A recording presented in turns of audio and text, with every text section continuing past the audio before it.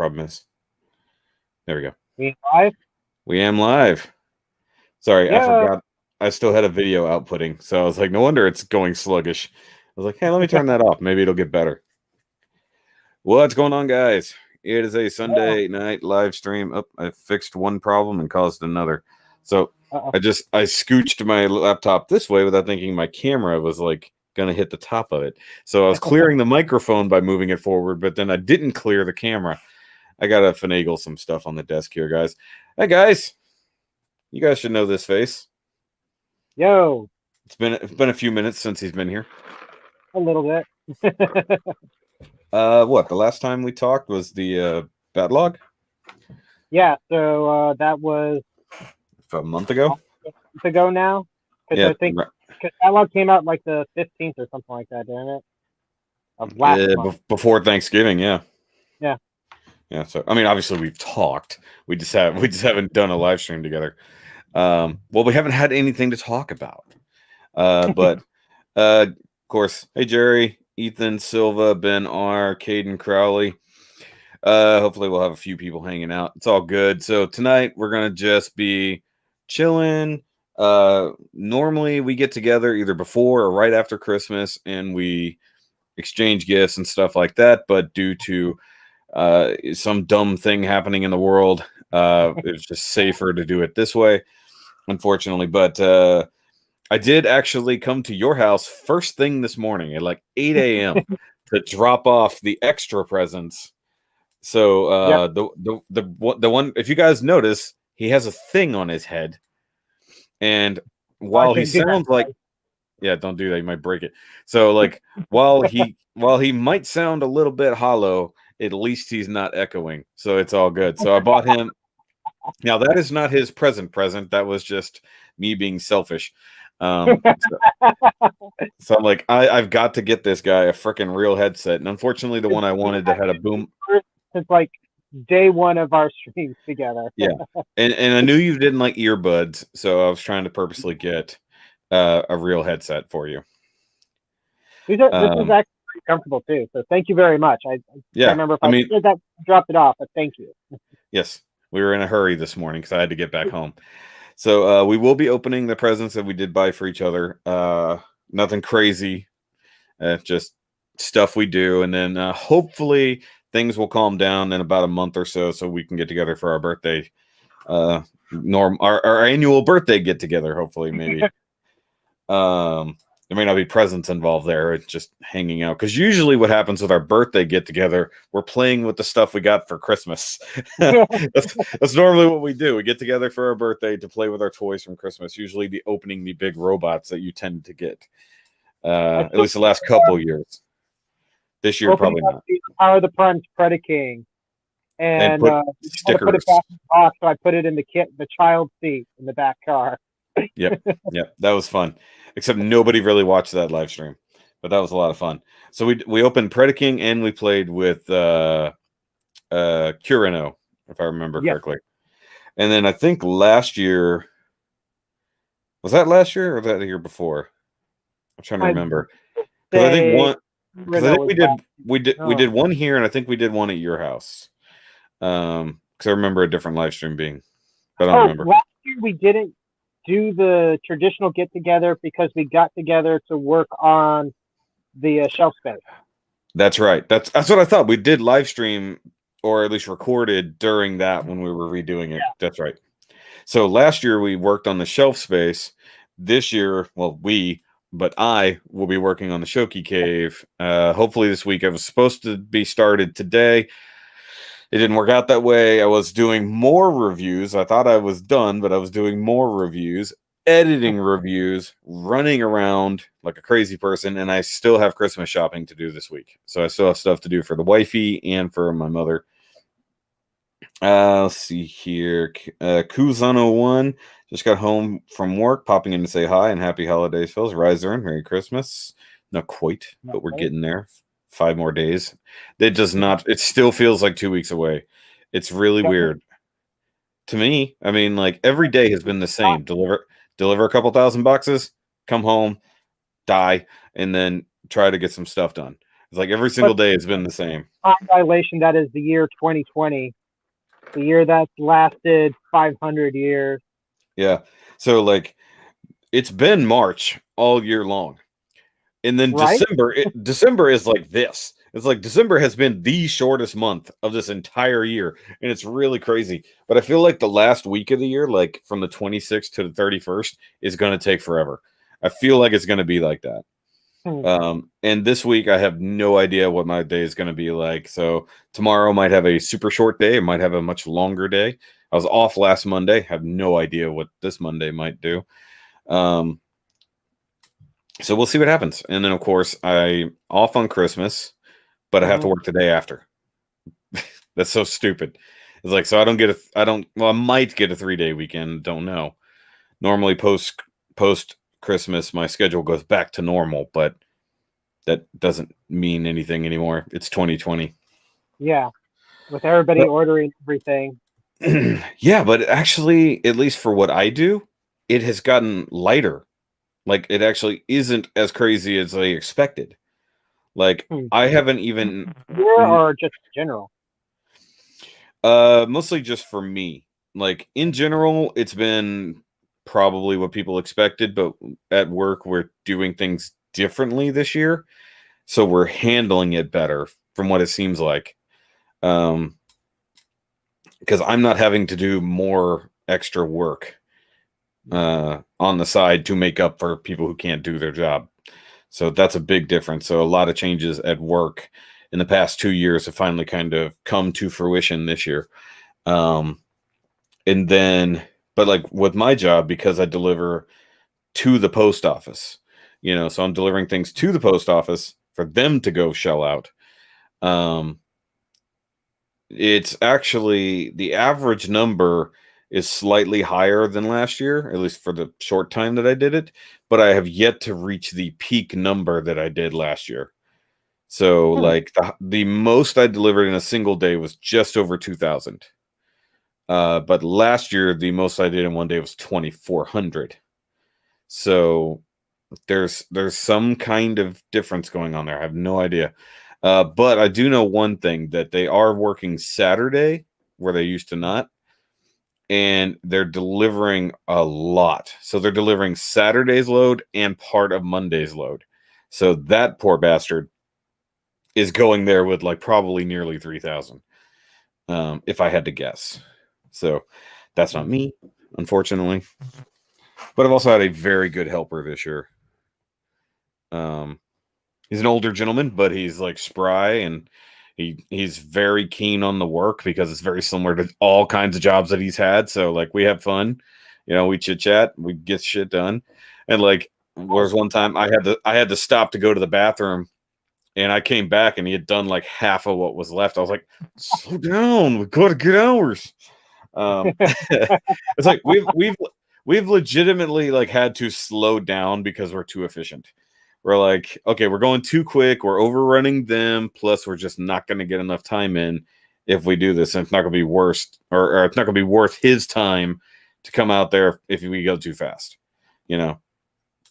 But then on Friday, I had to work alone because he had a family emergency.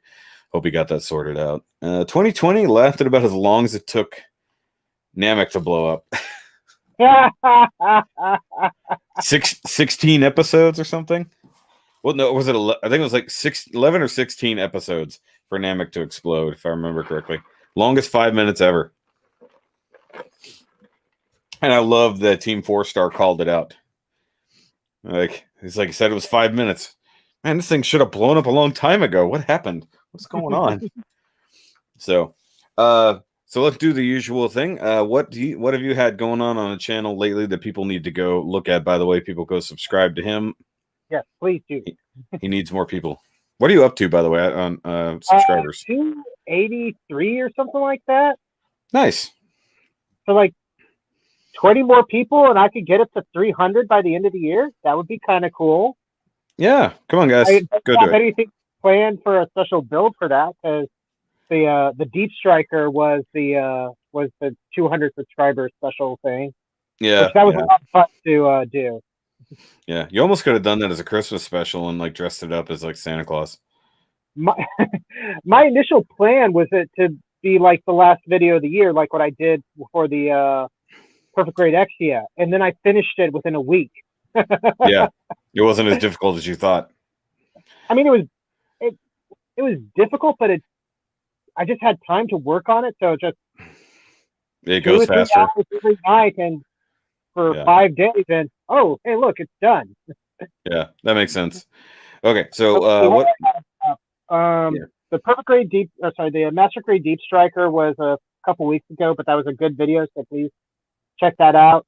Last week's video, because I kind of had to shift to a once a week update schedule, sort of just because things have been crazy the past few weeks.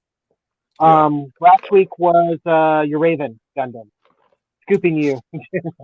Yeah, and then mine's gonna be this week, so you actually beat me to it. So that's for everybody who watched the live streams. Obviously, I was working on U-Raven and the other armors. I got the U-Raven review done. Tried to make it as short as possible. That didn't really work. And then I still have the rest of the armors to go tomorrow, but I'm going to hopefully get that edited out because I'm trying to get more content on the main channel before the year ends, because it's like I've wasted most of December with not having almost any content on the main channel. I've been blowing up the second channel though. And I got on my computer for editing. Actually, I'm in the review state of that. I have the review for the Anima Rise. Gundam. Yep. So you beat me on that one too. I'm doing my watch through of that to make sure I didn't like get things out of order or have my sound messed up or something. Yeah, that would be pretty bad. See, if I was smart, I would also try to get the Aegis Knight and the Wodan Pod finished so that I can at least have all the build divers done in 2020. But I guess we'll see what this week together. Yeah, but at least we could see. Sorry, I will have to see what my schedule looks like this week because, like I said, I've got a lot, and due to what I'm planning on doing in here, I won't be able to do reviews until it's finished. So that's why I'm trying to get a buttload of stuff done, and then that way I'm covered for a week or two, and then I can just get things done here in the cave. Which I think I want to start working on a plan maybe after we're done on the stream, because I had a plan and then I started thinking maybe I'll do a little bit something different. We'll see what happens. Been talking about over on Bobby Skullface's channel. They've been talking a lot about displaying and things like that, and they're rating people's displays. Like, hey, show us your display. We'll tell you what's good about it, what you could do to fix it, things like that. And they've been pretty harsh on some people. They're not holding back at all. And they haven't done mine yet. Say what? So remind me not to show them mine. Oh no, you should. Well, the thing is that yours is actually done fairly well. It's just a lot of clutter. Like, because you put the taller stuff at the back, you have things organized very well by series, by character, stuff like that. So you have organization. What you don't have is actual room to put stuff. It's like, you're just, I'm at the same problem, but like I'm trying to work on making displays that do function, so to speak. Like, I've got my Transformers displays here where I've got dioramas basically happening. So I want to really build those into real workable dioramas, not just, a black hole with stuff standing in front of it. So that's on the docket for next year. So that'll be fun. I get to play with foam and whatnot and try to build dioramas for things. Power Rangers stuff I really want to do because I have my Lightning collection shelf is blown out now. I have so many, and I have more to buy now that I just started on the in space stuff. So you're practically going completionist on that. Not really, because I'm not doing SPD. I should do SPD, but I'm not. Shadow Ranger, because he's the best Power Ranger, period. Dogface. But like, I liked SPD.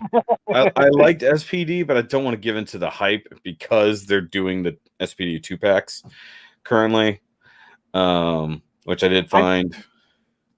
I'm tempted to get those just because I remember like having a conversation with you saying that I would love to see the A-Team Rangers, and then The they A do the. Squad. Well, Yeah, shoot! Now do I put my money where my mouth is? you do. Well, see, but here's the problem. They've already done Shadow Ranger. They've already done Red Ranger, and now Blue Ranger's come out in the 2-pack. So, and they've shown off Green, I believe, is coming next. So we're already going to be 4 deep, and I don't have any of them. So it's like, okay, where do I go? But like, I've had a whole bunch of Power Rangers Lightning Collection over on the second channel. I've got a bunch of Star Wars stuff. I have a Christmas review set up already, ready to go over there. And then I've got New Age. I've got a New Age figure that's coming up on the channel this week, along with 2 new 52 Toys things. You guys love transforming robot things that turn into boxes. So those are coming out this week at some point in time, along with a U-Raven and whatever the hell else I can cram down. whatever else I can manage to do before I really screw up my room here. You know, something I still need to get, and we've talked about it for a couple of years now. I still need a new portfolio for my artwork because it is like just deteriorated, and I need somewhere to store my old artwork here. Shadow Ranger is awesome. Yes, Shadow Ranger is awesome, but I would never use his head, like his actual Doggy Kruger head. I think that speaking on the Lightning Collection, what they're really failing to do is give us civilian bodies. Because they're giving us their regular heads, but then you have nothing to do with the regular head if you want the helmeted head. So I think that if they don't start giving us civilian bodies, people might stop doing it as often. Because I would love that. That'd be great. I mean, I even talked to a toy maker, and I said, hey, you know, what if Hasbro doesn't start doing the civilian bodies? Would you look into doing that? You know, because they're already... He's the guy who runs the new Action Force, so he's making realistic G.I. Joe stuff. So it's pretty cool. And then like he's got a so because Hasbro didn't have the rights to do Sergeant Slaughter, he made a Sergeant Slaughter for the classified line. And then because he didn't like the way the Gung Ho looked, like the way they decorated him, because he wasn't decorated like a Marine, he actually put out a kit, an upgrade kit to change Gung Ho to look proper. If you designed that Waspinator, yes, like one, that one is so cool. I don't like Joe like stuff, but that one I'm super tempted by just because I like Waspinator and the wife likes Waspinator. Yeah, and it's a BotCon exclusive, but has nothing to do with actual robots. It's kind of cool. That's right, because what you got the rights to the name BotCon back. Yeah, I guess that's what's up with that. It's not an official anymore, at least right now. That's right. I was gonna say because that wasn't a TFCon exclusive, that's a BotCon exclusive. That didn't even register when they were talking about it. And BotCon isn't even. It's not like a proper convention right now. I think it's kind of like almost like using comic book terms, like an imprint or something like that. I think it exists inside Sinclair's Robot Convention. I want to say it's called. The thought of BotCon exists. Yeah, it's like it's not a real place. It's an imaginary place. It exists in art. BotCon is the friends we made along the way. I guess that's true. However, I have 2 massive, literally massive pre-orders or orders, maybe making it by Christmas. They couldn't guarantee it, but it's a maybe. So that will be really cool if they do make it. If not, oh well, those will come out around the birthday instead. But it's a good thing I bought the new shelves. Because I didn't anticipate them coming in this quick, and I'm going to need somewhere to put them. So I'm really excited about those coming in. I've been super excited about those things for months now. I have been buying comics. I got for everybody who didn't watch the live stream, picked up the new Power Rangers, technically issue 59 or number 2, depending on which series you're considering it. Haven't read it yet. I picked up the first issue of The Last Ronin, just because it's probably going to be like a landmark title, so might as well get it. That's Team and Team, right? Yeah, that's the And it's my first. I think it's my first IDW. So yeah. You haven't picked up any of the Ghostbusters or modern Transformer comics? No. I mean, it might be worth picking up a trade or something like that. The other thing that sucks is like DC's death metal is going on, and like I'm so far behind because it's been going on for like 4 months. I'm just gonna wait for the trade because like there's so many different issues. Like there's 6 or 7 main death metal issues, but then there's all of the side stories. There's all the stuff directly with the Batman Who Laughs. There's the multiverse that laughs. There's speed metal. All the other stories tied to that one story. So I'm just gonna wait for it to all come out in one book, so I don't have to worry about it.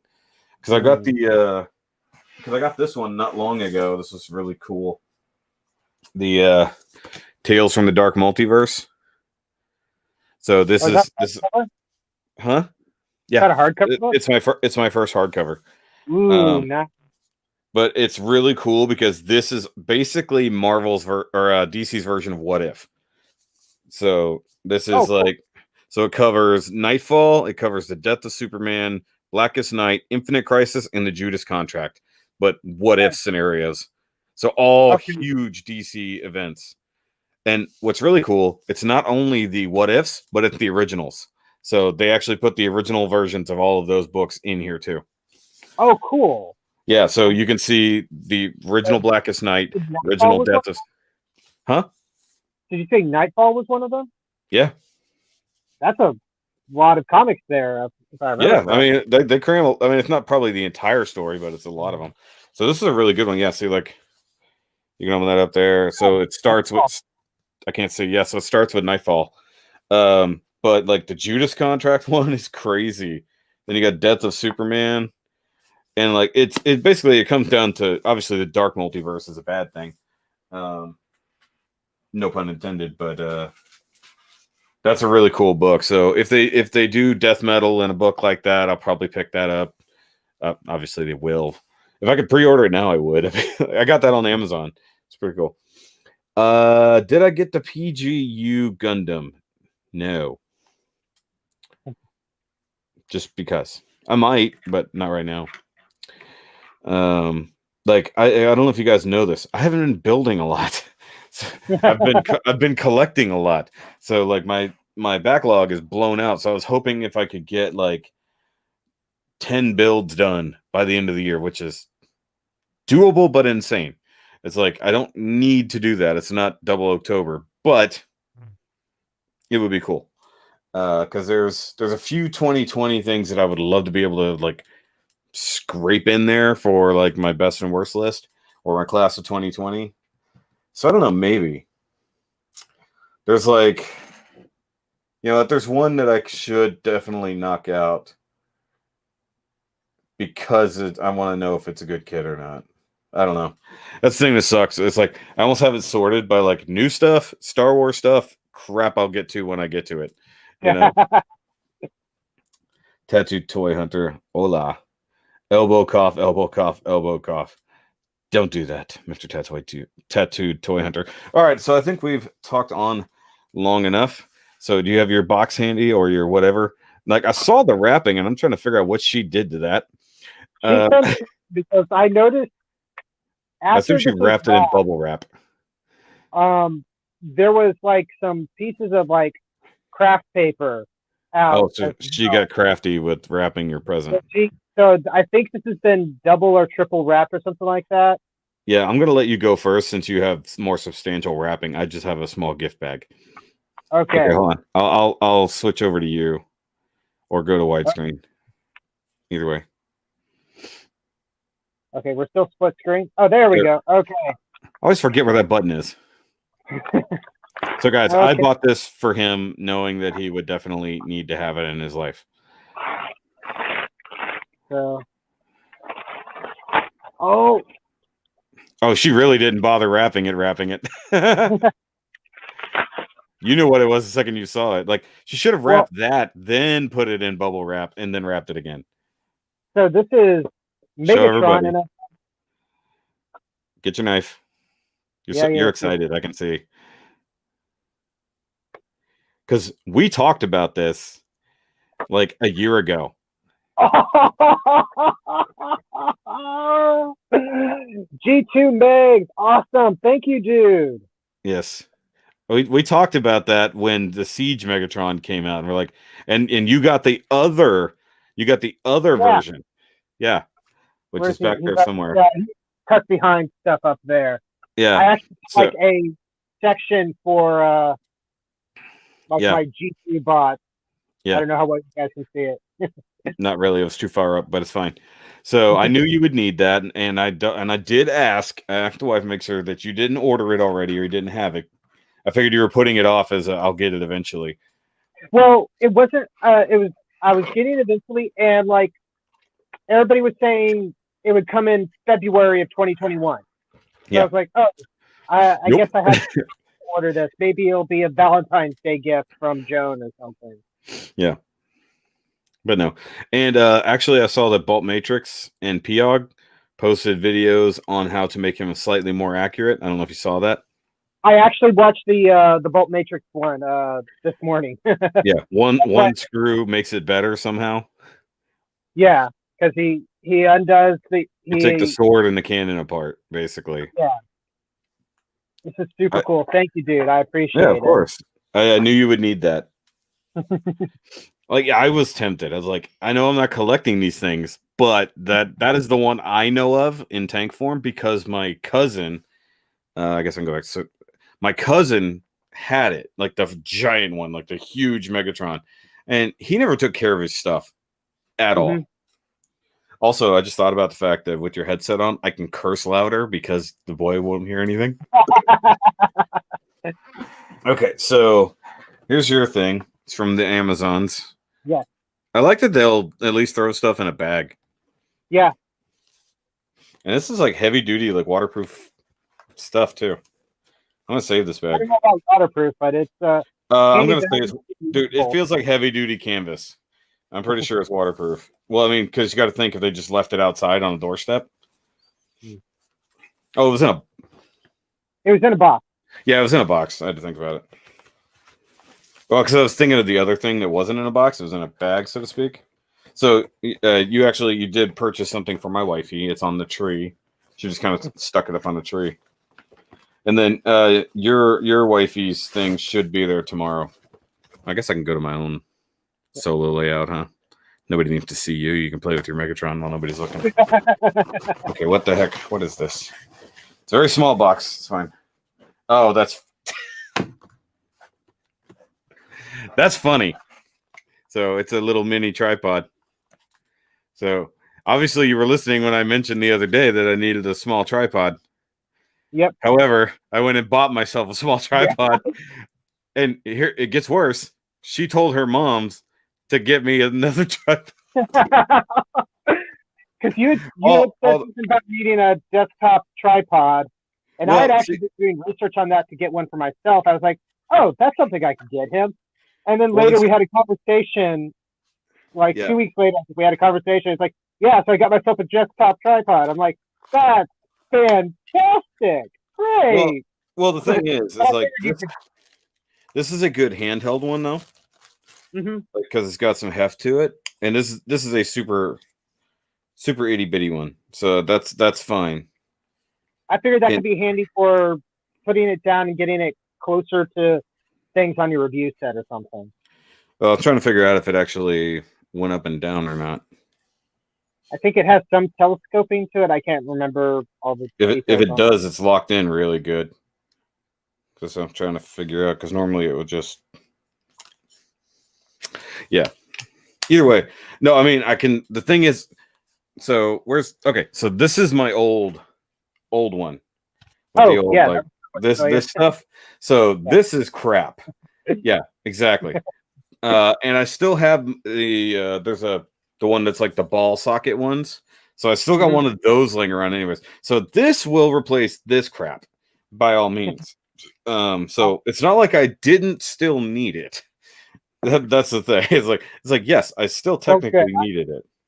I was a little bit worried after you said that you had got to one. I was like, oh no, That's Now what I need is ridiculous. more of these. But that's what I need more of, more cell phone holders. But yes, I can get rid of this garbage. Fuck off. So, but no, the one I did get is actually really nice for what it was. So, I mean, like 20, is it literally a checkout line of things? So, look, this guy, it's tiny like this, but Yeah. it can get up to 36 inches. So, it can be a real like tripod or itty bitty desktop tripod.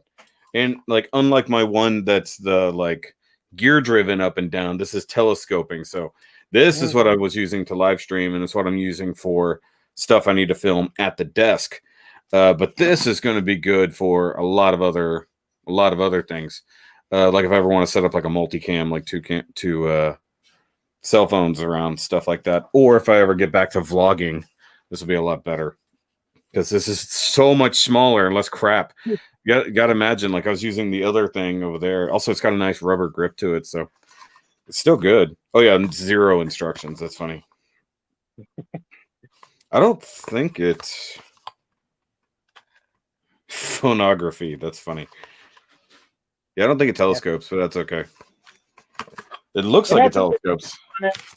There was another one I was looking at, and then I started looking at some of the reviews, and I was like, talking about how it was like practically falling apart. I was like, nope, that's not one to get. Let's try a different one.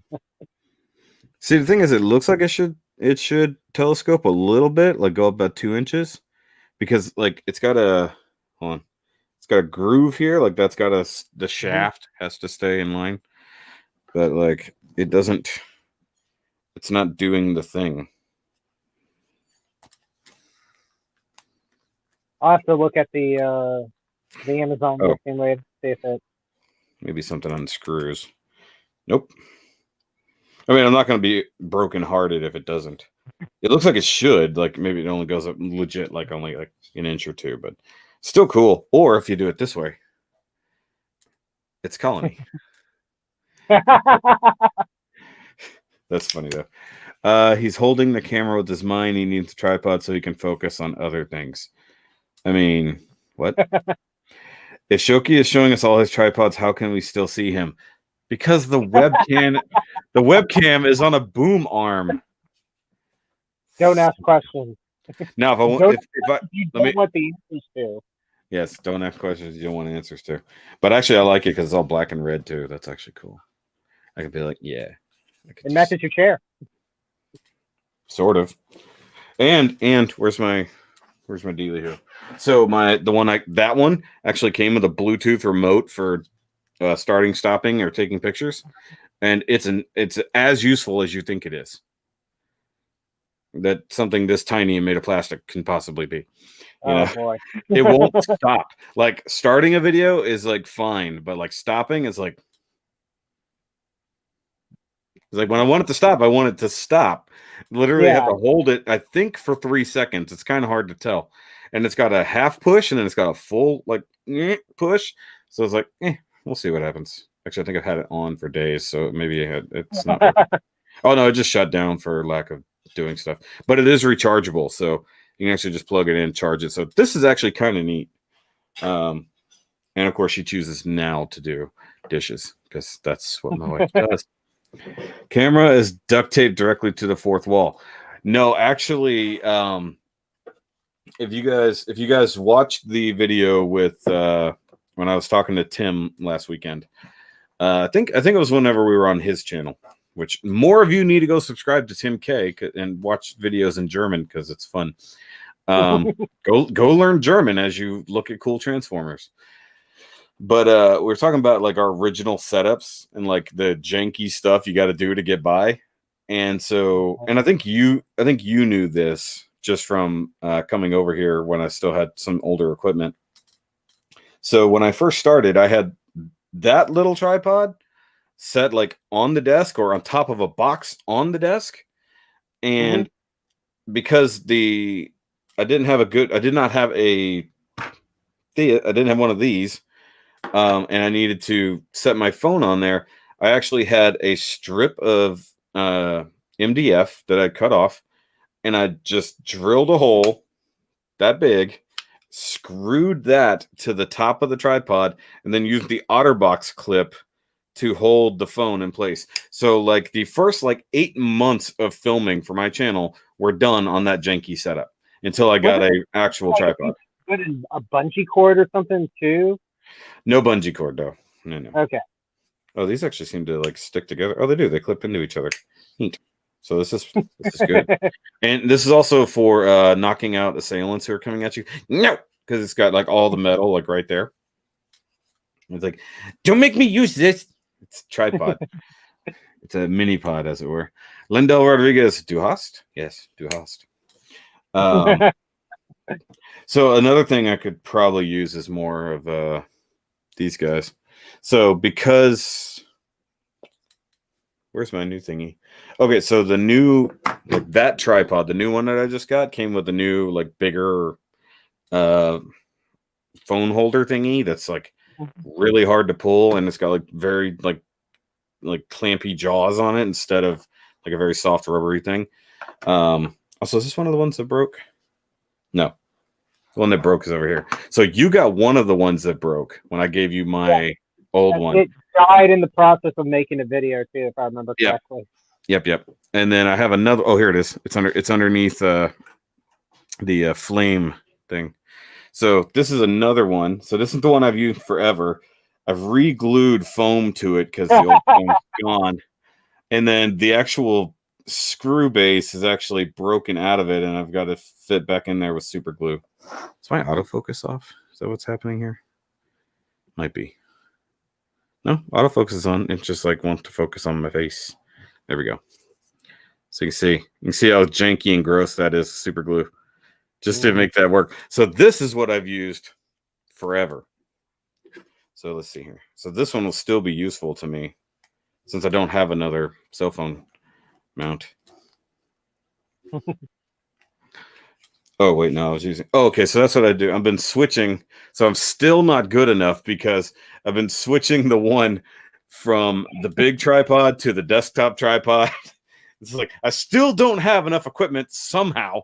And I still have another tripod, exactly like the one I always use, that the other webcam had been mounted to forever. And that's what my ring light was mounted to. So my ring light was mounted to the handle of that tripod with the camera on the other end of it so that I could not have to have it clamped back there. Now it's clamped to the arm of the webcam, kind of how it should be. It's all janky around here, guys. All janky. It's fine. With me, my wife does TikTok videos every so often. Yeah. And she doesn't have her own tripod or clamp. So she uses mine. Buddy man found out quad pod, that phone clip. I don't even know what to think about that, Jerry, but I know I don't want to. But so my wife will use the tripod and stuff like that, but we actually have to take the clip out and turn it sideways because TikTok videos are all vertical. Makes sense. As opposed to horizontal, like, cinematography is supposed to be. Just because it's supposed to be that way, it doesn't mean it has to be that way. There we go. Woo. So we're gonna do anything like right there. Does anybody ever use these like a magnifying glass? Like turn on camera and you're like turn on the flashlight and you're just like looking through it like a magnifying glass. Is there anybody that dorky or is it just me? Ow! Fucker. Did it bite you? Yeah. So this one has always had like super sharp pointy edges right there. And if you're not careful, you will get stuck in there. I think I got on the one that you gave me. I think it got me a couple of times before. It bit you a couple times. That's funny. Well, I mean, it sucks, but that's funny. All right, it's held together with love and spite. Yes, that's. I mean, that's my car in a nutshell. So since we have gifts and whatnot done, should we talk about another thing? Since we got time to kill. So there's this little known TV show that came out last year. You guys haven't seen it. I doubt it. It's like called the mandolin, right? the mandolin. Yes, it's about a oh, what do they call it? Huh? A wandering minstrel. There we go. It's about a wandering minstrel. Basically, it's about a wandering minstrel, where he's suddenly thrust into the throes of fatherhood mysteriously. He goes on wacky adventures week to week, with his band of merry men and women. The Mandalorian, the man of Lorian. Actually, if we could do, you could do a Lord of the Rings spinoff, and it's Man of Lothlorien. You're right there. So, guys, we're gonna talk about this past season of Mandalorian, because he was I think you didn't start it out originally, right? You caught up.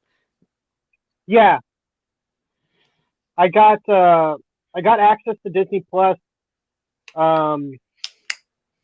back in the fall, like I think a couple weeks before season 2 started, and so I binge watched all of season 1 in like 2 days, I think. Yeah. I was gonna say, I think I remember you saying that, like, right before season 2 kicked off, or like at the first week of season 2, you were catching up on season 1, and then you watched it.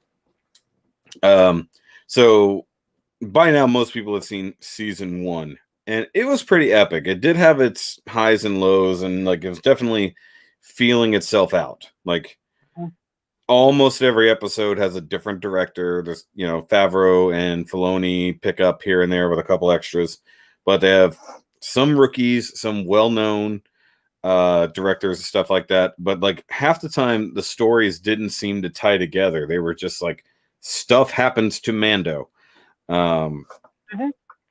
And I think that ultimately, like, the way the season 1 kind of ended was really, it was actually pretty good, I guess. I'm trying, without going too much into it for those who haven't seen it. Like, they finally built to a point. It was very episodic, but then everything kind of tied together. Yeah. They literally, yeah, so in episode 7, they gather all the friends, for the final fight or whatever, the final push or whatever it is they're going to do. And I like that there's still consequences from season 1 that rolled into season 2. We have characters that are returning, not just good guys, but bad guys. And that's what I think has made this season a little bit better. But how did you feel about that? Well, I guess if you never watched Rebels or Clone Wars, the reveal at the end of season 1 didn't mean much to you with the Dark Saber. I knew. I mean, I have to talk about it in order to talk about it. Trying not to spoil this season that much, but first season, it's been a year. People haven't watched it. That's their fault. So I knew of it's called a Dark Saber, right?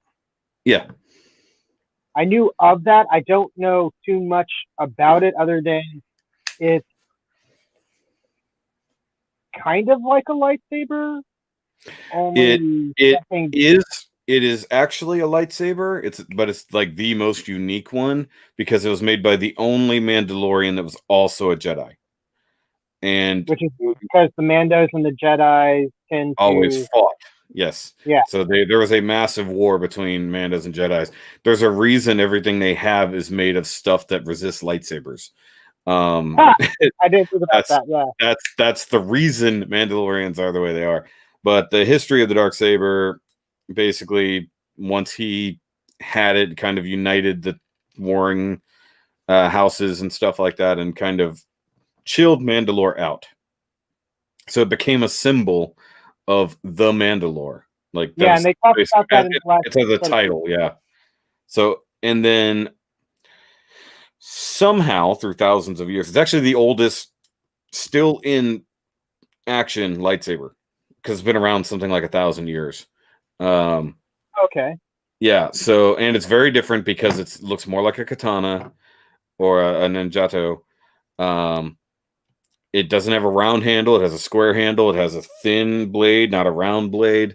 And also, like, blade comes out and like it's it goes juts down. Yeah, it goes out and then down. Yeah, which I don't know how that works for.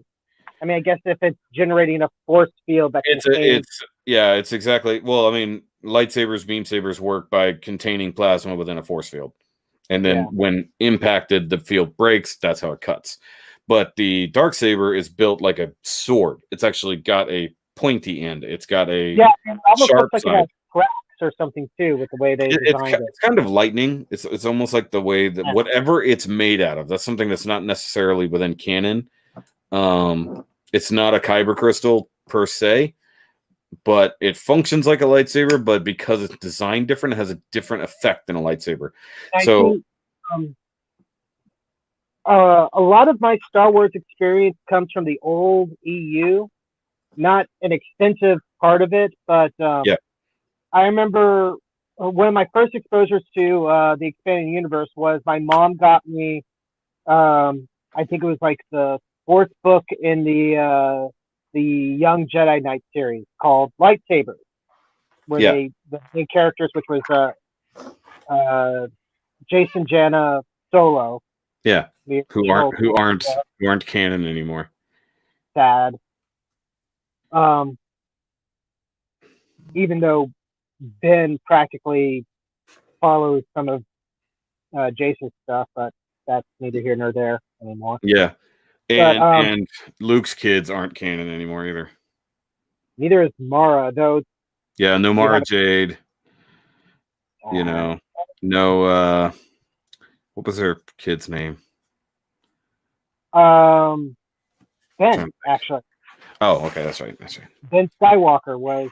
That's right. Sorry, I was trying to edit the title of the video. To include Mandalorian discussion.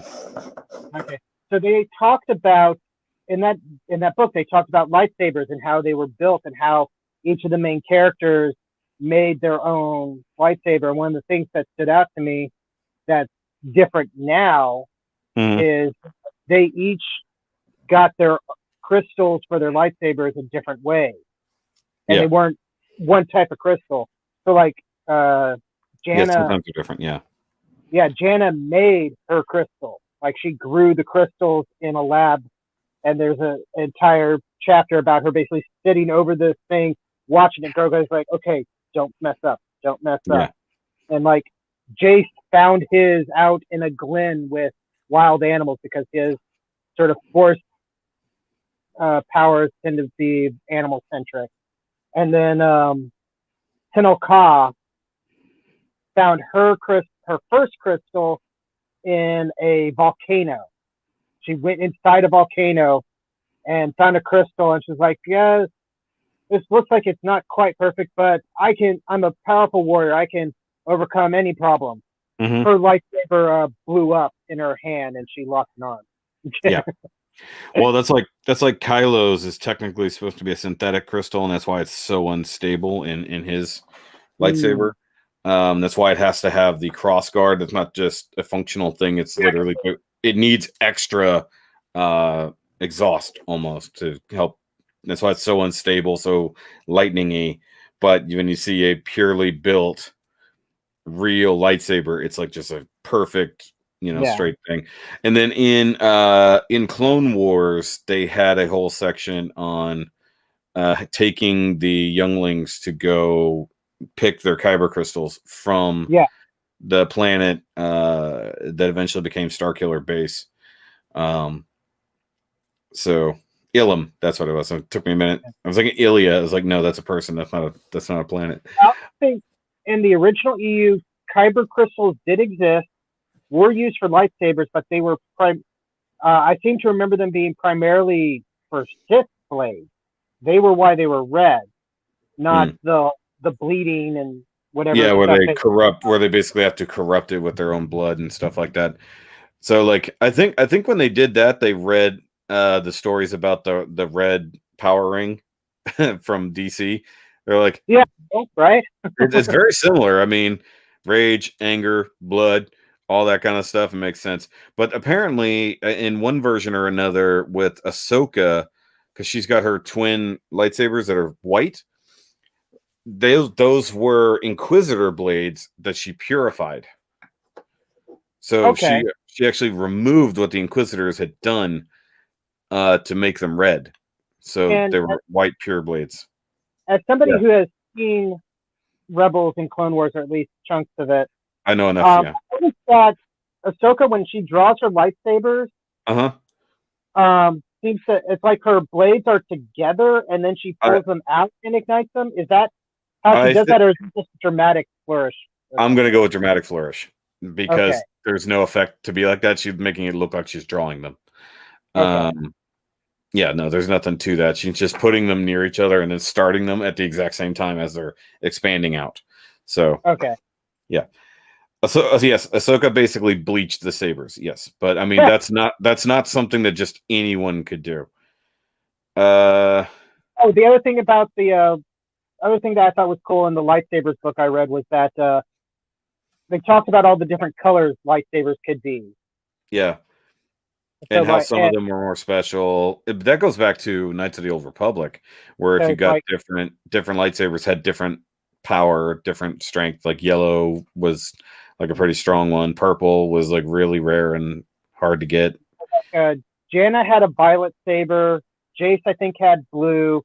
Tinoka, I think, had green. And Lobaka, Chewbacca's nephew, had like a bronze-colored lightsaber beam. That'd be cool. Yeah, because I remember, it was on, it was just a lightsaber app on my old iPod.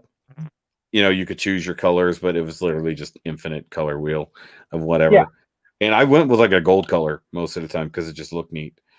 But obviously a lot of that is not really canon anymore. Plus the galaxy's main supply of, or like direct supply of kyber crystals is sort of blowed up.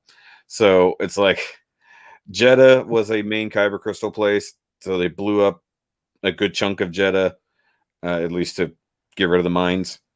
And then of course Ilum was robbed for most of what its core was to build Starkiller Base. So not only was it powered by suns, it was still using the same kind of Death Star tech, just on a bigger scale.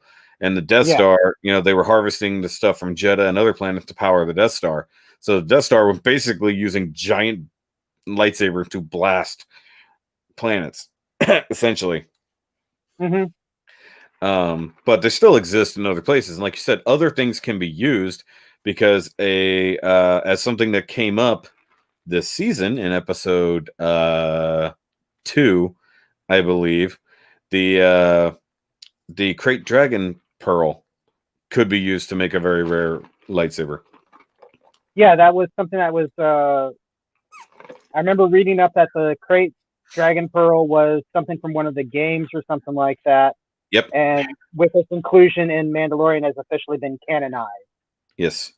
Though the real question is why, since we're going into this new season, see how I tied that together. So in this new season, whenever we go back to Tatooine, we go back to Tatooine a couple times in this season. It's really crazy. We get the Crate Dragon Pearl, but why did the Sand People want it? Like, you gotta wonder.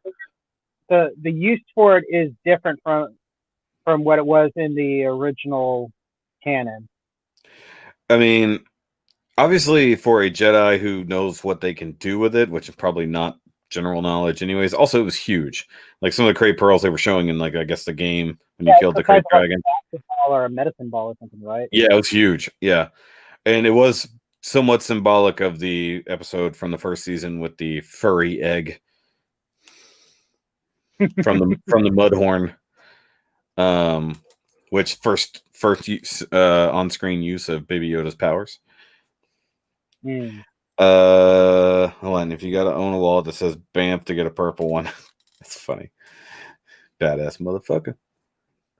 Yeah, so I mean, Sam Jackson basically said, "I'm gonna have a purple lightsaber," and then they made it as canon as they could.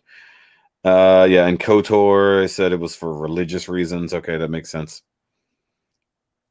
So basically, somebody stealing like something important from the Vatican and making a sword out of it. You know, something. Hold on, just I'll be right back. I'm hearing Okay. sounds. So check to see what's going on. So much for noise canceling.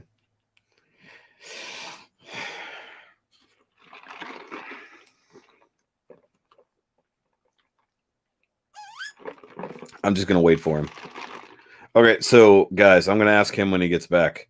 If you have seen this season of The Mandalorian, without spoiling anything, which episode was your favorite of this season? I step out there. My wife is actually laughing, and she looks at me. It's like everything is fine. Go back to doing what you're doing. Go shoot. She cackling at something. All right, That's so what with the headphones, I can't quite hear what's going on, but I was hearing loud sounds. I was just making sure that everything was fine. yeah. So since he said it, we have to steal something from the Vatican and make a sword out of it. That'd be funny. So what I was trying to ask the guys, so without going into spoilers, what was your favorite episode of this season? And you can very lightly describe it if you can't remember the actual number. Trying to, because I'm not going to remember the numbers. I'm trying to remember all the episodes.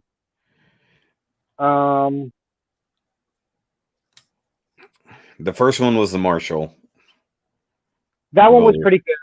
I like that. I think Timothy Oliphant did a good job. Where dude got his armor finally. After that, with the like newbie bounty hunter, that one was kind of. It had some interesting stuff in it, but was kind of meh.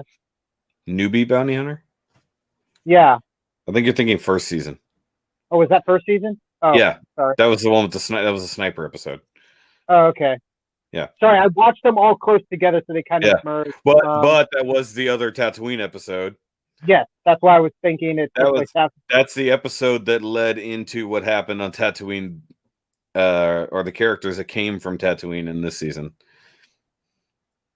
So they did close some open holes from the previous season, which was good. Can I mention character names, or is that going to be? Yeah, that's fine because the characters are essentially the same. So, like, the Ahsoka episode was pretty good. Yeah, the Jedi. That was the episode. Yeah, so minor spoilers, guys. Ahsoka is in it. What was that? I also liked I want to call it the fish episode, the one where he's on the water planet. Okay, hold on. Meets up with Bo-Katan, or however her name is pronounced. Yeah, Bo-Katan. Mainly just because more Mandos, and I like armor design, so seeing more armor.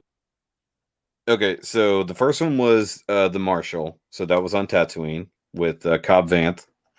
Then the Passenger was the Nightmare Fuel episode. That was the second episode. The one you're talking about is episode 3. That was the Heiress, where okay, so in this season compared to last season, Mando went through hell at the beginning of the season just to do his thing. Like, so second season, it's all about gotta return Baby Yoda to the Jedi. He learned what the Jedi were, more or less, at the end of last season. Which, by the way, today at a random Target, the Target by your house, I actually found the Armorer and Kuiil in the Black Series line, which I didn't know were supposed to be out yet, but I've already got it pre-ordered, so I didn't bother buying them today. I don't think you found that one that you were looking for, did you? Or was that an Amazon one of the holiday set? Oh, there is a Target one, but it doesn't exist within 60 miles of here. And I'm not paying the price of what people want online. The Santa Claus Range Trooper, I should have bought it when I had the chance. The only other one I could get is the Amazon one, but it's $50. I'm just not going to pay that for one trooper. No, sorry. So I would say that the Believer. Which one was that? That was the second to last one. That was the Bill Burr episode. Okay, was that the one where they go to the? That was the Jungle Planet one. The Jungle Planet one. where they got everybody together. They bumped the dude out. Oh, That was good. That was a great episode. And I believe. Okay, so And Dave Filoni. That's a character that I thought was absolute garbage before. So yeah. Well, that's one thing they did with this season was like, hey, you thought these characters were pretty one-dimensional, and then they said, nope, we're going to add more backstory. It was actually pretty good. Yes, Ahsoka. Oh wait, hold on. Sorry, there were comments we were totally missing. I guess the one on Typhon 1 with Baby Yoda was sitting all the episode. Yeah. You know what happens in that episode. Yeah, that would be the Jedi episode, I think, is what you're referring to. What about the episode when Mando skinny dipped the lizard lady in the hot spring? No, that episode is nightmare fuel with the white spidery things that were very handily taken out by the X-wing pilots. And where does you're telling me those pics of Zoe Saldana in costume weren't her being an avid fan? No, those were. Zoe Saldana is not in this series. Yeah, Rosario Dawson did a good job as Ahsoka.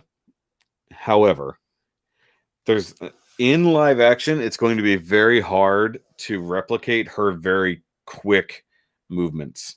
Like Ahsoka is fast. That's one advantage she has. And while Rosario did what she could, she's not that fast. I was like, for me, she's not that physical of an actress. And it's a very physically demanding role. Not to mention she's in her 40s, if I remember correctly. Mm-hmm. So, I mean, that's not to say people in their 40s can't do this. They have a greatly inflated, but they still have a TV show budget. It's not like a movie where they can just, we need this character to move super fast and flip around like some sort of anime character. CGI it. I mean, they could, but like, I love that episode was great because of the intro. Because it's all shrouded in fog. She's using the dark and the fog to her advantage, and you only see her when she lights up her lightsabers. But then again, that becomes the instant like shoot over there. Except that once she turns them off, I guess she's using some kind of force to bring the fog in and shroud herself. She could also be forced to like mess with their heads a little bit too, basically messing with the perception just enough that they can't see. Yeah. Yes, I know about the whole thing about her Liku being the wrong length. However, I believe somebody has said that from the last moment we saw her at the end of Clone Wars, or at the end of Rebels, rather, that may be taking place after all of this stuff has happened. So that might actually be retconned into being after. So that's why her Liku are so long. Although there's no way, they've already said, like, look, there was no way we could replicate that in real life because they tried. They really did. So they tried it with them hanging down to here, and it's hard to be physical because the previous characters that were of that race really didn't have physical roles, and they were like way low and long.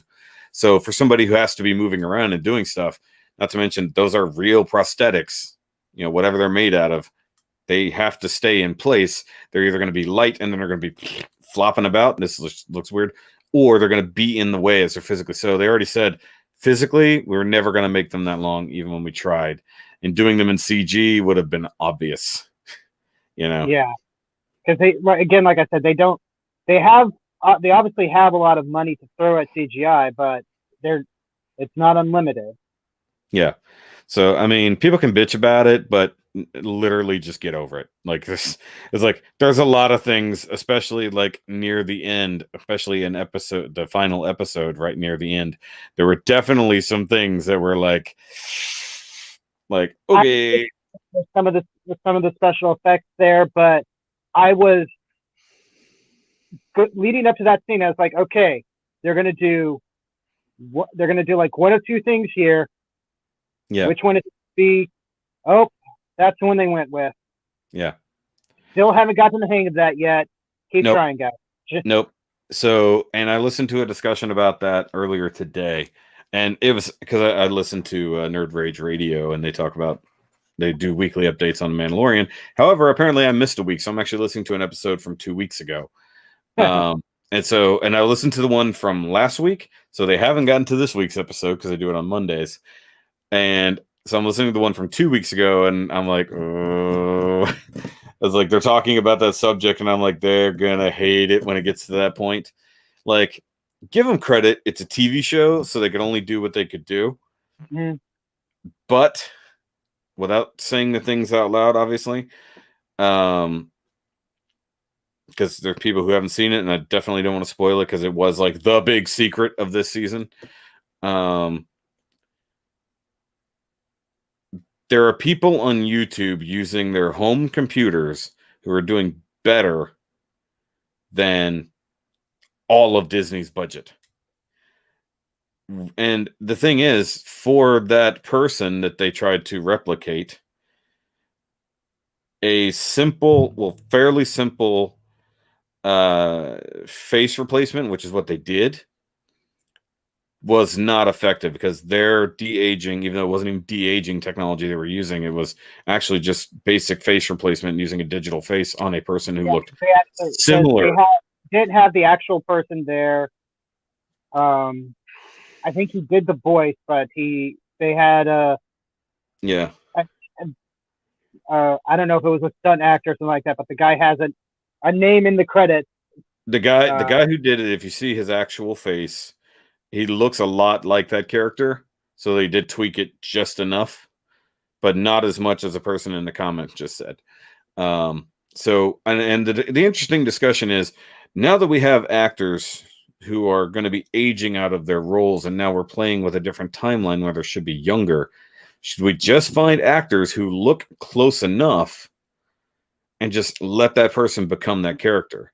Considering they have access to one who looks almost exactly like the guy did when he was that age, and he's already under contract.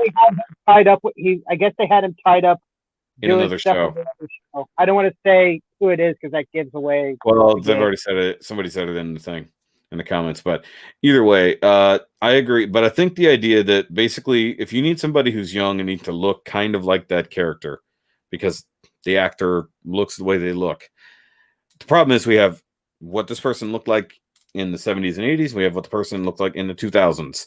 And there's a giant gap in between, and we might need to fill that occasionally. So you're going to have to do something. And if you have an actor that really looks the part, use them no matter what you got to do, and then just say, you are this person now from this age to this age, because that's what we need. Even if you're not on screen that much. But one thing that's kind of impressive, can you tell me at what point they switched from CGI Baby Yoda to puppet Baby Yoda? Is there any blatantly as it's on screen? Considering, I think actually I want to say the actor who plays the Mandalorian, convinced them to basically no, don't do CGI. You have this super cool, puppet. It wasn't even him. It was what's his face? The client from season 1. It was him. And his name's gonna come to me eventually. But yeah, no, for the most part, if he was walking and standing on his own, fully on screen, that was CGI. Almost every other close take was the puppet / robot. And what do you expect from puppetry from Creature Workshop and stuff like that? So. Yeah. And so what's really interesting, just talking about this series as it is. So the Mandalorian himself, it's funny, we get so many Mandalorians in this season. You could just Jin or whatever his name is. Yeah, Din Djarin. Well, we just call him Mando because everyone else has proper names. Right. That's what they do. Everybody just calls him Mando, and everybody else has proper names. That's one thing that not everyone knows. Despite the fact that in the first season it was revealed to everyone what his name was. When what's his face shouted it out loud. When Gus Fring said everything about it. And I'll tell you what, though, in that last episode, when he realized who came on board that ship, you could see it on his face. Like when he's sitting there and he looks at the monitor and he goes, he's basically like, "Get me off the ship, get me off the ship." And then he's like, grabs the gun nearby. Well, that did. It's like he wants out. He knows who just came on board. He's like, "I'm getting the hell out of here." No. Oh yeah, I remember watching that last bit or watching that scene. Yeah. And they say the X-wing comes, and I'm like, oh, it's the helpful. They did a fake out, but as soon then I see the outfit the person's wearing. I'm like, oh, I didn't even get that far. I didn't even get that far. For me, it was, my first thought was when they said, "We have a ship inbound and it's an X-wing," and then she said, "Why would they send just one X-wing?" I knew exactly who it was. There's only one person who just pals around with a single X-wing. Yeah. I'm like, oh, I was like, this is why everybody's been freaking out all morning, fuckers. So I think that the final episode. All I said was, "Wow."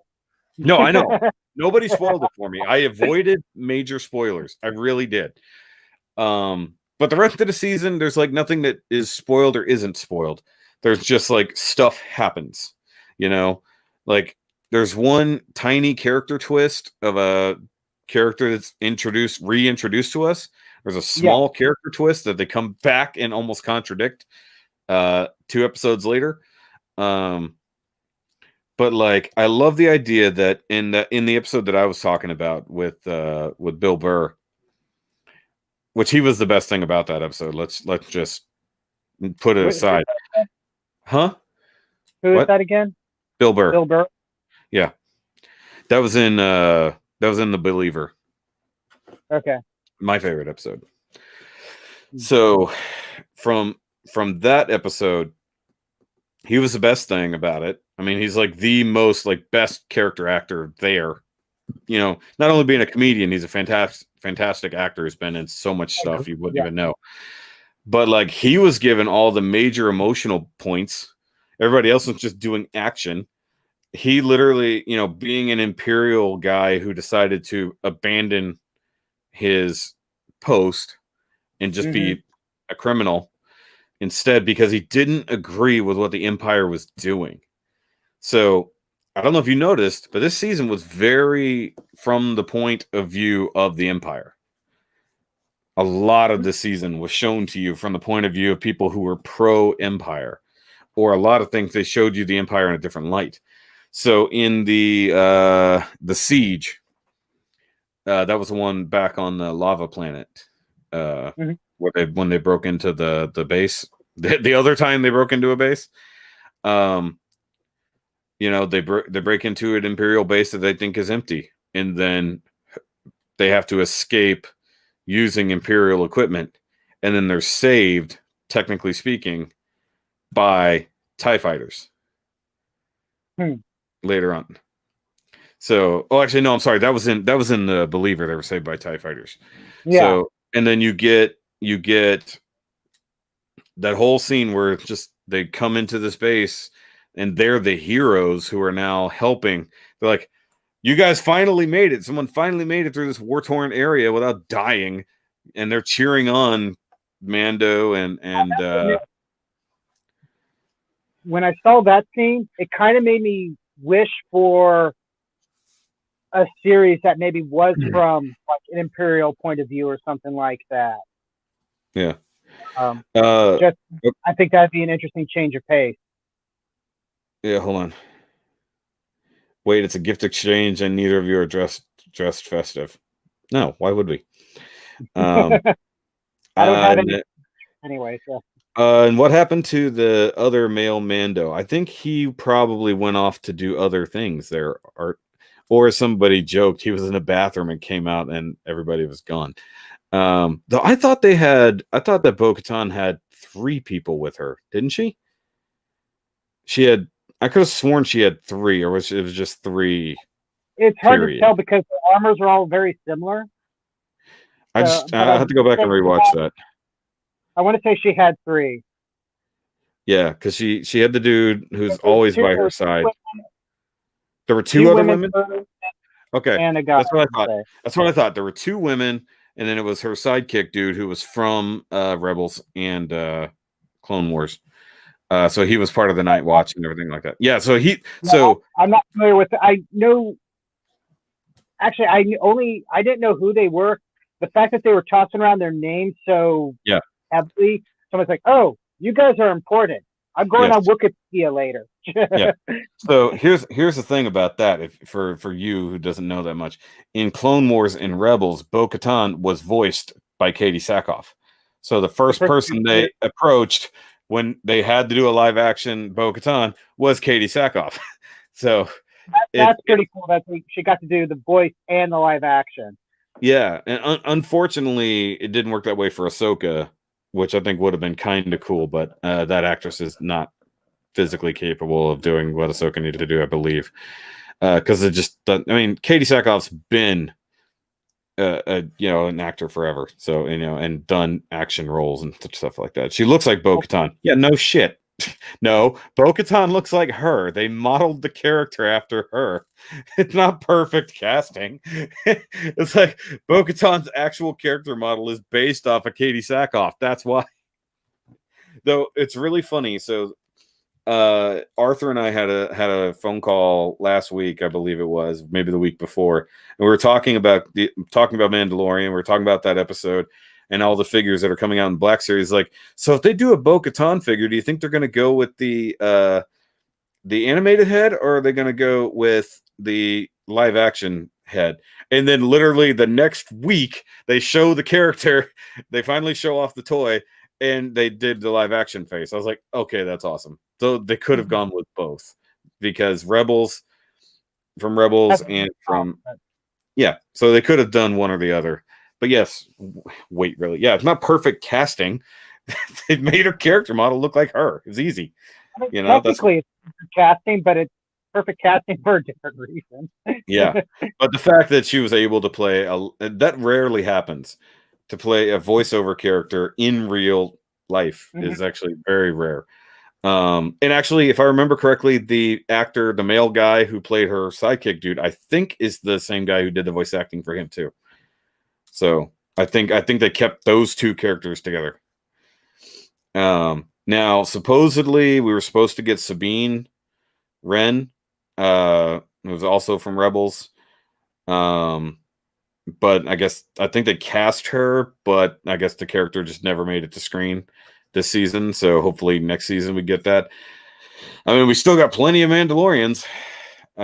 So now there might be a controversy with the way this season ended and what it may lead to into the next season. Yeah. And that's given that they said that what season 3 of Mandalorian will be taking place December next year, but then they just told us that we will have a very specific character with a series that was not announced coming out in December of next year. So it's entirely possible next season's Mandalorian is not following Din Djarin, because I don't think they would have done that. Also, the old Mando was perfect casting. Really? I mean, you're gonna have to be more specific. Do you mean like Mando himself, Din, as in the guy Pedro Pascal, which he's a great actor, but his voice in the helmet sounds nothing like his actual voice. You notice that? Like it's a little too digitized for me. But I like that this season brought back characters from previous season, gave them something to do for the most part, even if it was just running around with a gun. Oh, and what's really funny, they brought back Carl Weathers for that one episode, and he directed that episode that he was in. So that's funny. It's like, I'm in this episode, I'm directing this, it's going to be fun.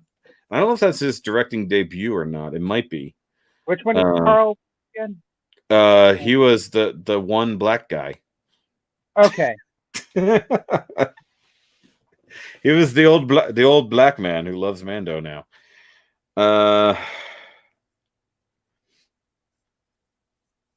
He is accurate age for the role. Also, the let Mando attack with a spear in a no Rogue Game of Thrones. Oh, yeah, I didn't consider that. Yeah, so the same guy who used a spear in Game of Thrones also used a spear to win this battle there. Yeah, yeah. Somehow you haven't watched Game of Thrones, and but it you're not sounds really. like I'm better for it, considering what I heard about the last season. So It's still good. It doesn't matter. It doesn't matter. See, people who bitch about the ending are more like the people who aren't paying attention. Like some of the ending of Game of Thrones was coming. Like some character endings made sense for their development that had happened so far. The people are just not happy with it. I mean, it's just what it comes down to. But I'm not getting into that because so what did you think about Baby Yoda's actual name? What was it again? Grogu. Grogu. Since there's no way to avoid the fact that he's named Grogu at this point. I thought it was cool that he had a name. Yeah. I mean, as weird of a thing as that sounds, it's to know that he has an actual name, and I thought the way they introduced that was cool. Yes. And what's neat is I tend to watch stuff with subtitles on. Yeah. Because most modern TV movie stuff, I don't like the way they do the mixing levels where sound effects and background music and stuff like that is so much louder than dialogue. And I don't listen to things very loud to begin with. Mm-hmm. So it can be hard for me to make things out if I don't have subtitles on to help me along a little bit. Mm-hmm. And up to that point, it's just like child coo or child just cooing, stuff like that. And then it changes to Grogu in the subtitles. Grogu coos. I'm like, that's cool. You did have to do that. They programmed it. How funny would it have been? Subtitles, but you did that. Good on you. How funny would it be if they accidentally coded that wrong and put it at the beginning of the episode? And you're like, what? Only deaf people knew before everyone else. Tesla Effect says, thank God it doesn't start with a Y because we already had Yoda and Yaddle. But what if that was like a thing with their species or with his parents? Maybe you don't get the Y name until you come of age. He's already 50. I mean, what is of age for them? They have massive lifespans. 900 plus years old when he died. Yeah, see, that's the weird thing about his species. They age so slowly. So, like, developmentally, technically, he's an infant, but mentally, he's not. So it's almost they kind of have almost a Benjamin Button effect. I think mentally he's still pretty darn young, just with the way they act and stuff like that. Raising a child, that was the other thing that I liked about Mandalorian. Is like, wow, whoever wrote this stuff with the child has a child at home. Yeah, but you got to think. But you got to think about this. So what was revealed within, when we finally got his actual backstory without going into it, what we've seen him do up to this point, he knows how to do. He was trained and he was making conscious decisions to do those things. So developmentally, because he's still very small, he can walk, but he can't speak yet. So, like, physically speaking, he's at roughly like a 1-year-old, if that. You know, I believe. Yeah, but mentally, he's more there because he would have had to have been, because they don't train infants. Because it would be useless. So he has to so they're training even before they could train him physically. They were training his mind. So his mind is ahead of what his body can do. I just remember in Return of the Jedi, Yoda says Luke is too old to begin the training. In Episode 1, baby Anakin shows up, and Yoda says he's too old to begin the training. And I'm like, what age are you expecting him to be? Well, because Anakin was like 11 or something like that, or 10. They start him at like 6. They start him young with basic training. But when you have somebody who's if the Weird Al Yankovic song about episode 1 is correct, Anakin was 9 years old. He was 9. Because 9 or 10, either way. 9 and she's 14. Something like that, yeah. Yeah. Yeah, you're right. So either way, I said 9 or 10. Either way. So he's that age. So the only reason they say that is because he's too old because realistically he had attached for far too long to his mother. Not necessarily his age so much as his length of time emotionally attached. So if you can get him young, and let's not be precious about this, the Jedi technically kidnapped kids and trained them to be Jedi at some point in time. They trained them young because the less time they got with their mother, their parents, or whatever, to become emotionally attached. He had all this time to become super attached, and his attachment, his love, is what caused Anakin to go down the path he did. So, whereas all the other kids are starting really young and working their way up. So, if they started with Grogu, comparatively, say he's 50 in real years, and they started 15, 20 years ago, mentally they're training him and then they're giving him the ability to use the Force, and training him to focus and all these other things, suppress emotions, things like that. But obviously still being kind of young, he didn't necessarily do that because he gave into fear, and that's why he was hiding and stuff like that. So hopefully in the future we learn more about him, and it's not his story's not just over, So we'll see what happens. I'd like to know how did he escape? Who was it that took him away? What was he doing between that and when he suddenly got on the radar of the Empire? Yeah, we don't even know how he got to the point of being captured to be taken to wherever, because he was on whatever that planet was where Kuil was. I don't even know what that planet was off the top of my head. Because they were delivering him to the Empire. So who had him before? That's what I'm trying to get to. So somebody that gang captured him, probably not knowing exactly what they were going to do with him, and he was hired by the Empire to go get him, but he wasn't the only one hired. They just sent whoever they could, and it was either capture or kill. So Mando was told to capture, IG-11 was told to kill. So it's entirely possible 2 separate people were sent out to knowing what the target was through the guild, Shit. What Tesla Effect said. Huh? IG-11 was another character I like. Yeah, it was a good name. He was a good name. I need to stop enjoying fun droid characters, because every time I do, they die horribly. Oh, so that means you don't like R2 or C-3PO because they've lived forever. And you don't like BB-8 either, because the ones that are on screen for our main heroes never die.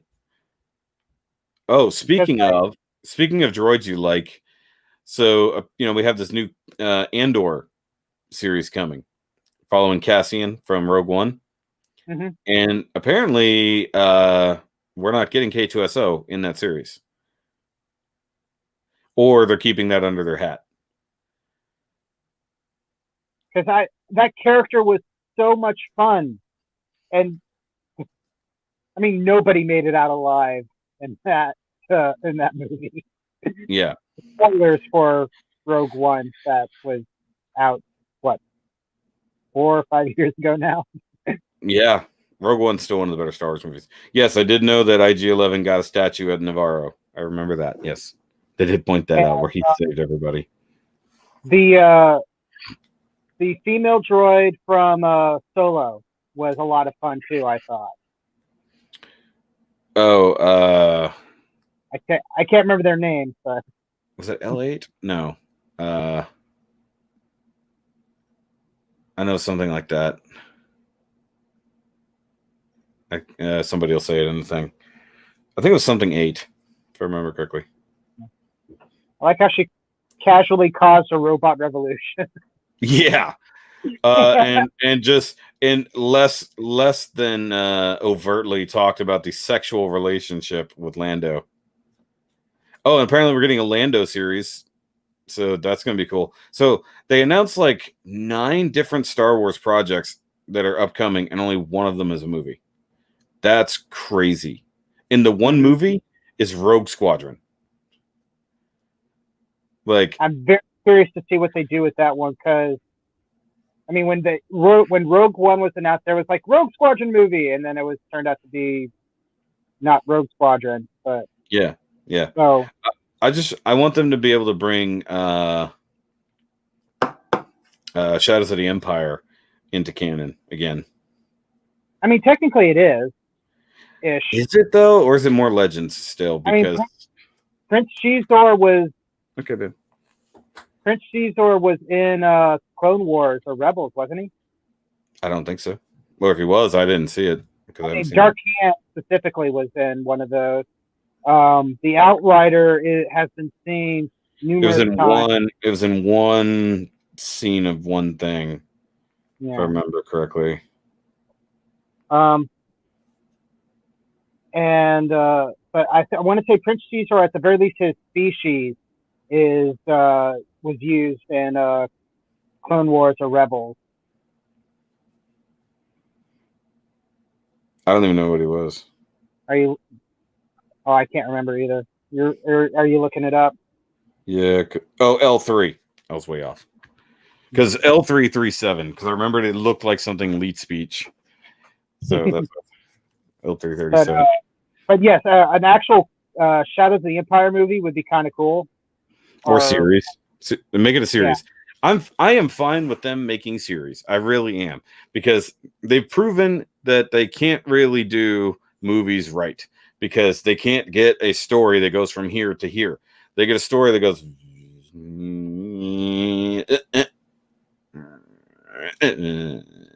like, I haven't seen the last one yet, episode 9. You haven't seen episode 9 yet?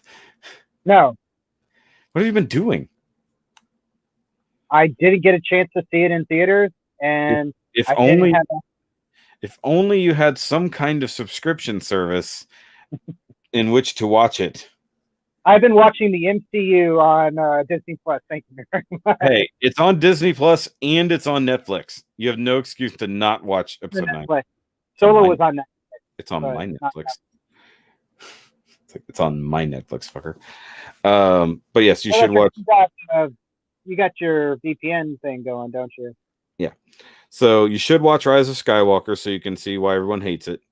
Or determine that you love it because you're one of those weirdos. Rewatch episode 8, then watch episode 9, and so you can make up your mind. Because if you do that, then you can directly see everything they went back to overwrite.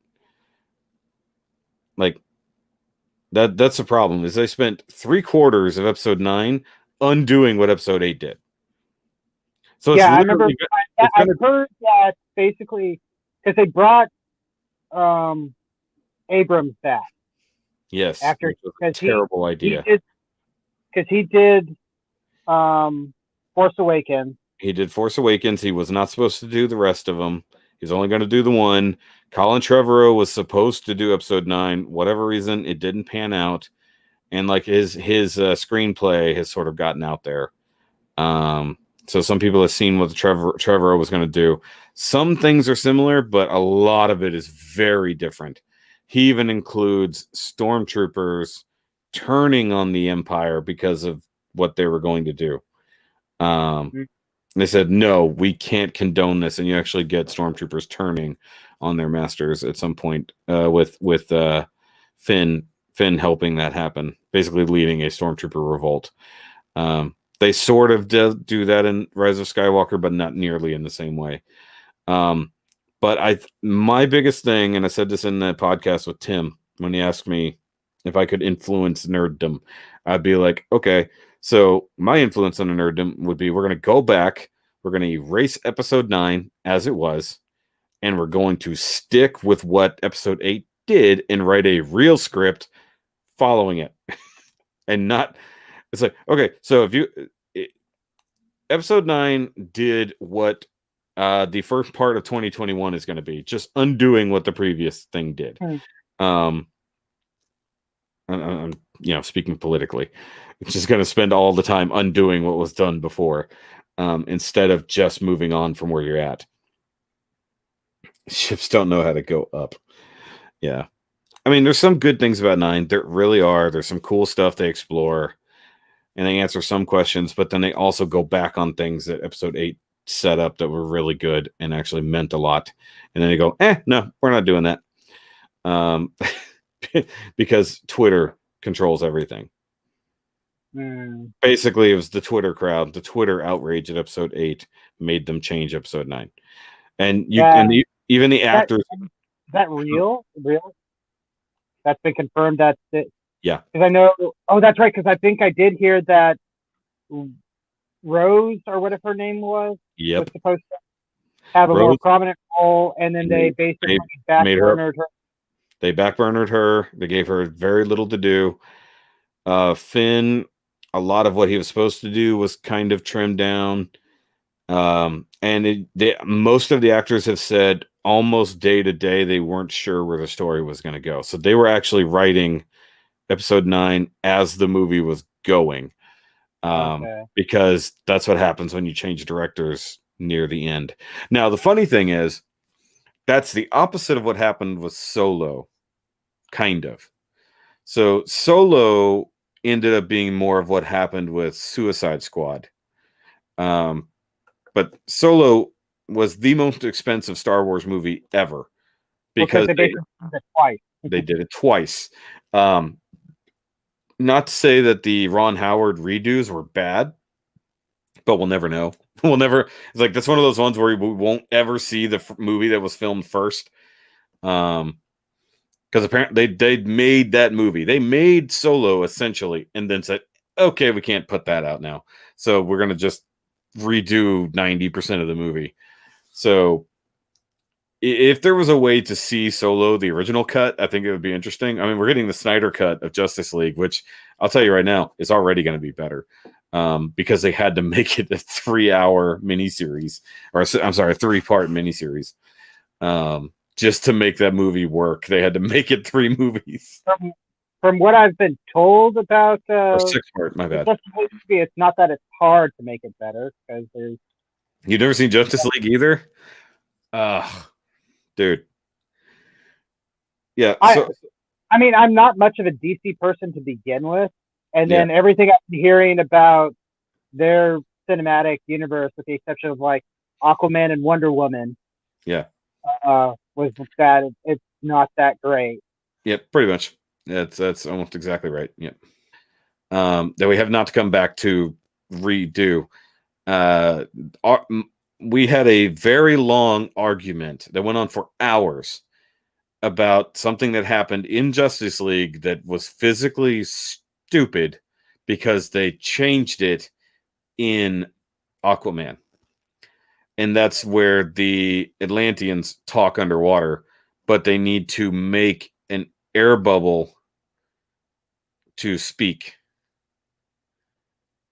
Like, so in just no, listen, this is what's stupid. So in Justice League, when Aquaman has to go down to Atlantis, that's when what's his face? I'm called him Beowulf. That's his name. Shows up to get the mother box that Atlantis has. They lose. He takes the mother box. Steppenwolf, there's the name I wanted. And so Mira and Arthur need to have a conversation. So she uses her hydrokinesis, or whatever it's called, or not hydrokinesis. I forgot what they call it, aquamancy or whatever, and does this whirlpool around them so that they can sit there and talk in air. I was like, that's not going to make air. That's going to make a vacuum because she's just pushing the water away from them. There's no air there. That makes no damn sense. And it's like, wait, they did that to talk? I was like, you're telling me Atlanteans can't talk underwater? And then it started a whole conversation about, okay, how do you speak? Or can you actually physically speak and be heard and understood if you are underwater? And, I was like, yeah, water is just another medium for sound to travel through. That's why water transmits sound faster. They breathe water. Water goes into their lungs. Civilization exists underwater. If they didn't have actual communication, they wouldn't be able to have an advanced civilization. Well, one thing they did say is that royals, they did address it, that royals can't go into air pockets, or only royals can. So only to have secret meetings, they would find an air pocket in a ship or something like that, because they knew that low-level guys couldn't follow them. But then that's why they have aquatic suits full of water. So the exact opposite of what we do when we bring pressurized air. It's the Sandy SpongeBob problem. When SpongeBob goes into her bubble, he needs to have a water tank on his head. Same exact thing. But for highborn, they can do air and water. So when you're speaking underwater and your lungs are filled with water because you can breathe water, yes, would sound different because it travels different, but it would still function because your vocal cords are still doing what they're doing. And so in Justice League, she makes an air bubble out of nothing. Unless she's somehow literally breaking down the water, which means they're to bring out the oxygen and hydrogen into air, which I don't believe that's what she technically did. It was so stupid. But then they spend the entire movie of Aquaman underwater talking, no problem, just in water, and they make it sound like they're underwater.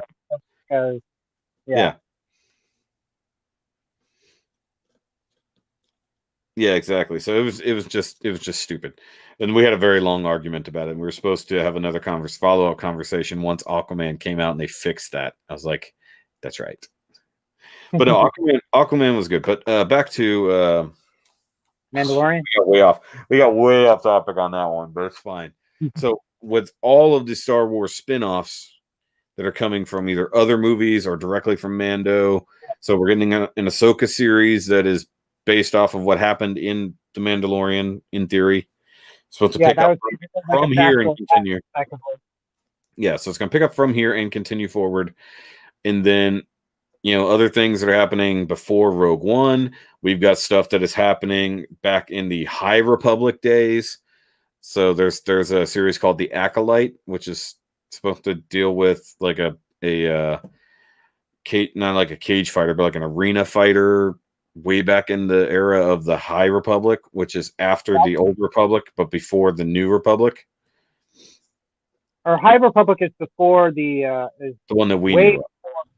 Before the Empire, before what we know as the Old Republic. Yeah. Well, I thought it was in between. Well, I think it's Old, then High, then the one that preceded Empire. Well, no, Old Republic. I think it's 300 years. Because I think Old Republic is what they called the Republic during from episodes 1 to about half an hour into A New Hope, before he finally dissolved the rest of the council. Yeah. Whatever. So, but either way, yeah, no, they're doing a whole thing. Sorry, he was saying, don't you remember they talked in that ship? They had an air pocket with Green Goblin sector. Yes, I know. They said they did that because they were highborn, they could talk and breathe air, whereas normal lowborn people can't. It said Old Republic equals High Republic. I don't know. That's not what I heard. Either way, so that series is supposed to take place back then. So we have no character continuity, except they're talking about something about Palpatine. Is like, no, he's not that old. It's like he's not that old of a character. Maybe the basis of where the Sith start coming together, maybe to some degree. So it'd be cool just to see something totally different. And then wherever the Mandalorian itself goes from here, because they left it off on, okay, so we have character. It literally ends on character conflict. Like it is a cliffhanger. Character conflict. So remember, before that character showed up, they were having a major character conflict. Like they got two important people who now have to do something stupid because of imaginary rules, which were not abided by in previous circumstances. So it's bullshit that it needed to happen here. So I think I was trying to remember. Do they have another? I'm trying to remember. I don't know. All I know is if Alan Tudyk's name shows up on the Cassian Andor cast sheet, we'll be happy. How do we know? It's like, so we know all of these characters are coming back from other Spider-Man movies to be in the Spider-Man 3. We don't know if Alan Tudyk's going to be in the Andor show. To be fair, all these confirmed things for Spider-Man 3 are rumors at best. No, most of them are confirmed now. So Tobey Maguire and Andrew Garfield are both confirmed for the most part. Because look at it this way, and even potentially Emma Stone.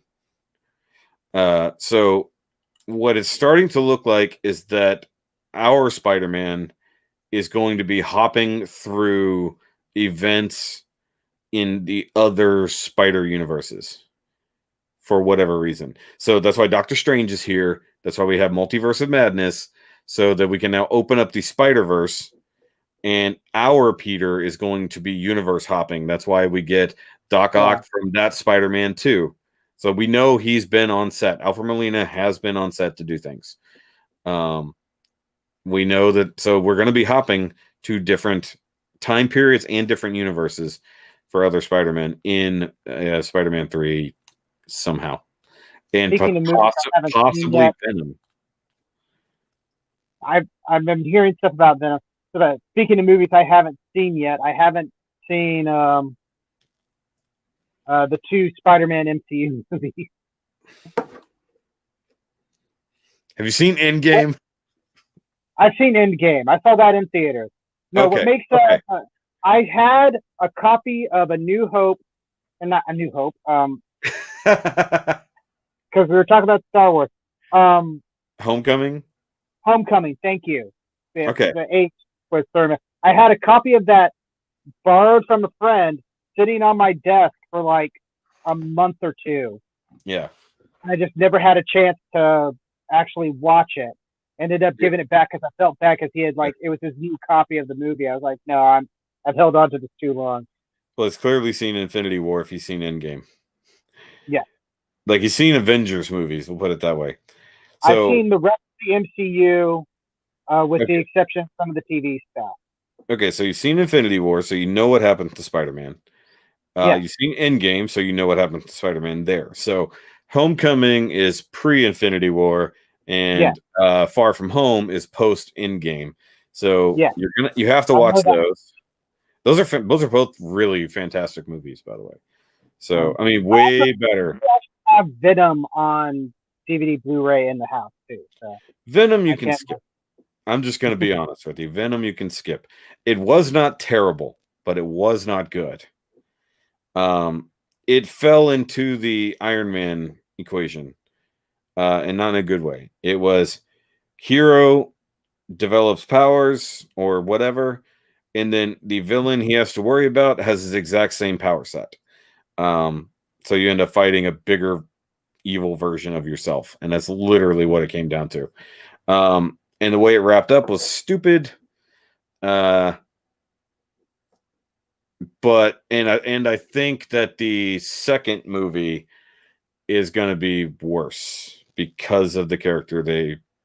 And I'm sorry, I think the person they brought in to play Carnage is not right for the character. I'm just going to say it. Is he in Venom or was he? He's at if you stick around to the end credit scene. Okay. And then the second movie is involving that character directly. I don't know if they had to stop that for COVID. I assume they did because they were getting pretty far into production on that movie. And I know it's following a different universe. I don't really care. But like, Ish. I'm not. Well, because there's no Spider-Man in that universe. So Venom has nothing to do with Spider-Man. Venom Now, I came. thought that there was something that potentially tied it together, or There was supposedly Tom Holland was in it, but not necessarily playing Peter Parker. But it never happened. There's no continuity there. Or if he played Peter Parker, it might have been a Peter Parker that isn't Spider-Man, because he doesn't get his powers from Spider-Man. He's just Venom as he is. Now, if since that's all under one roof now, it can happen. We can have Venom interacting with, like, so maybe he leaves Eddie Brock, goes backwards, and ends up getting onto Peter Parker. So I mean, but also they have the whole Spider-Verse concept now, so they could have him still be off in his own thing, but still connected to the MCU because it's now a multiverse thing. Which, as a comic book reader, I love that. As somebody who eats up the concept of a multiverse with a spoon, I absolutely love that. And I have no problem with doing multiverse stuff. It's just how you make it mesh. Because if you're working in a universe that these characters don't exist, or it's a completely different version of this character, and now you have to bring them together in a way that is cohesive with both pre-existing canons still being a thing. So like I said, if this new Spider-Man movie ends up being Into the Spider-Verse, more or less, then yeah, you're going to end up with him going to, like, say he's fighting the Lizard in Amazing Spider-Man 1 because Gwen Stacy's still alive. So, because if Emma Stone is coming back, well, that's going to be awkward because they broke up after that movie. If I remember correctly, Andrew Garfield and Emma Stone. I have seen Amazing Spider-Man 1 and 2. Okay. So in theory, that when he pops into that universe, it's then, because if Emma Stone's still around. And then in the other one, he's definitely going to be around for the events of Spider-Man 2 if Doc Ock is still alive. So, and then they're going to have to, like, de-age these guys a little bit. You know, like Tobey Maguire is going to have to probably, I haven't seen him recently, but he's probably going to have to de-age a little, or just always have the mask on. Either that or they're going to do something with later on or something in their careers. Yeah. Let's see here. One day X-Men will be part of the MCU. Yeah, I think that Wanda is going to end up being the cause for the X-Men. So a reverse of the Let's make mutants.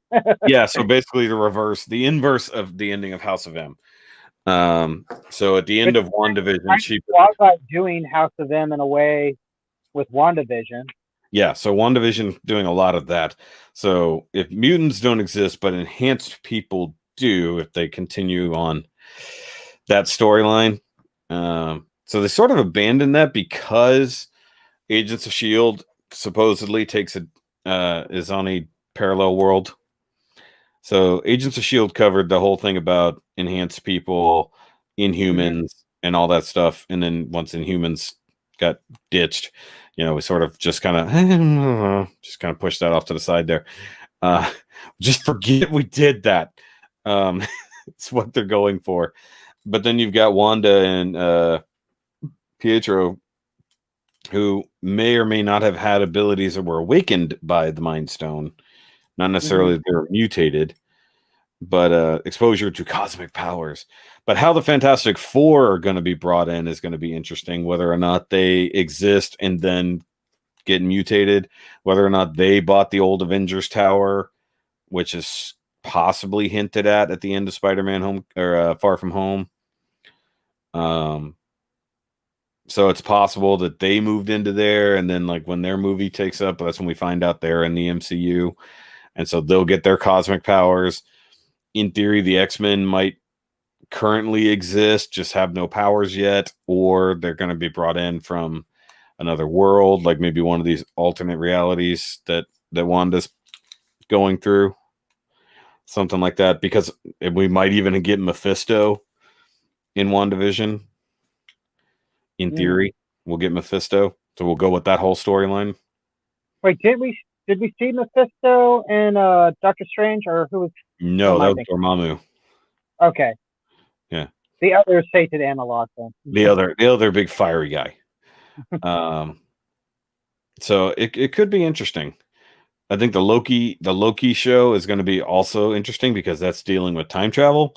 So that's going to be our way into how we get around to Kang the Conqueror coming in to be the next big bad guy. Supposedly. Is it up against Ant-Man in his third movie or something like that? Or yes. So Ant-Man 3 in theory is supposed to go back into the quantum realm where you actually blatantly see the little city in the background of whenever he's there with what's her face, original Wasp. Janet. Yeah, so you see behind her the city in the bubble that is literally like where Kang is supposed to live. It would also explain how she aged without going into any time vortexes. So in theory, so you're going to have Loki poking around the space-time continuum.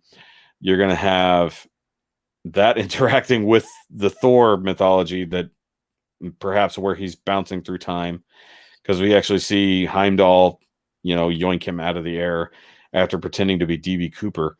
So that's going to be a lot. That fun. I feel like that show is just going to be fun. Agents of S.H.I.E.L.D. has already played with time travel and temporal manipulation. We've got Endgame that made time travel a thing that should just happen. You've got new shows that are playing with multiverses, playing with time travel, and they're just like, all right, so here's all the shit from the comics. Also, we can make our new movie universe work now that we've lost 2/3 of our cast. It's like we have to make this function. And then you got Falcon and Winter Soldier, which is like a very normal show in comparison. And then the Black Widow movie that is supposed to happen at some point.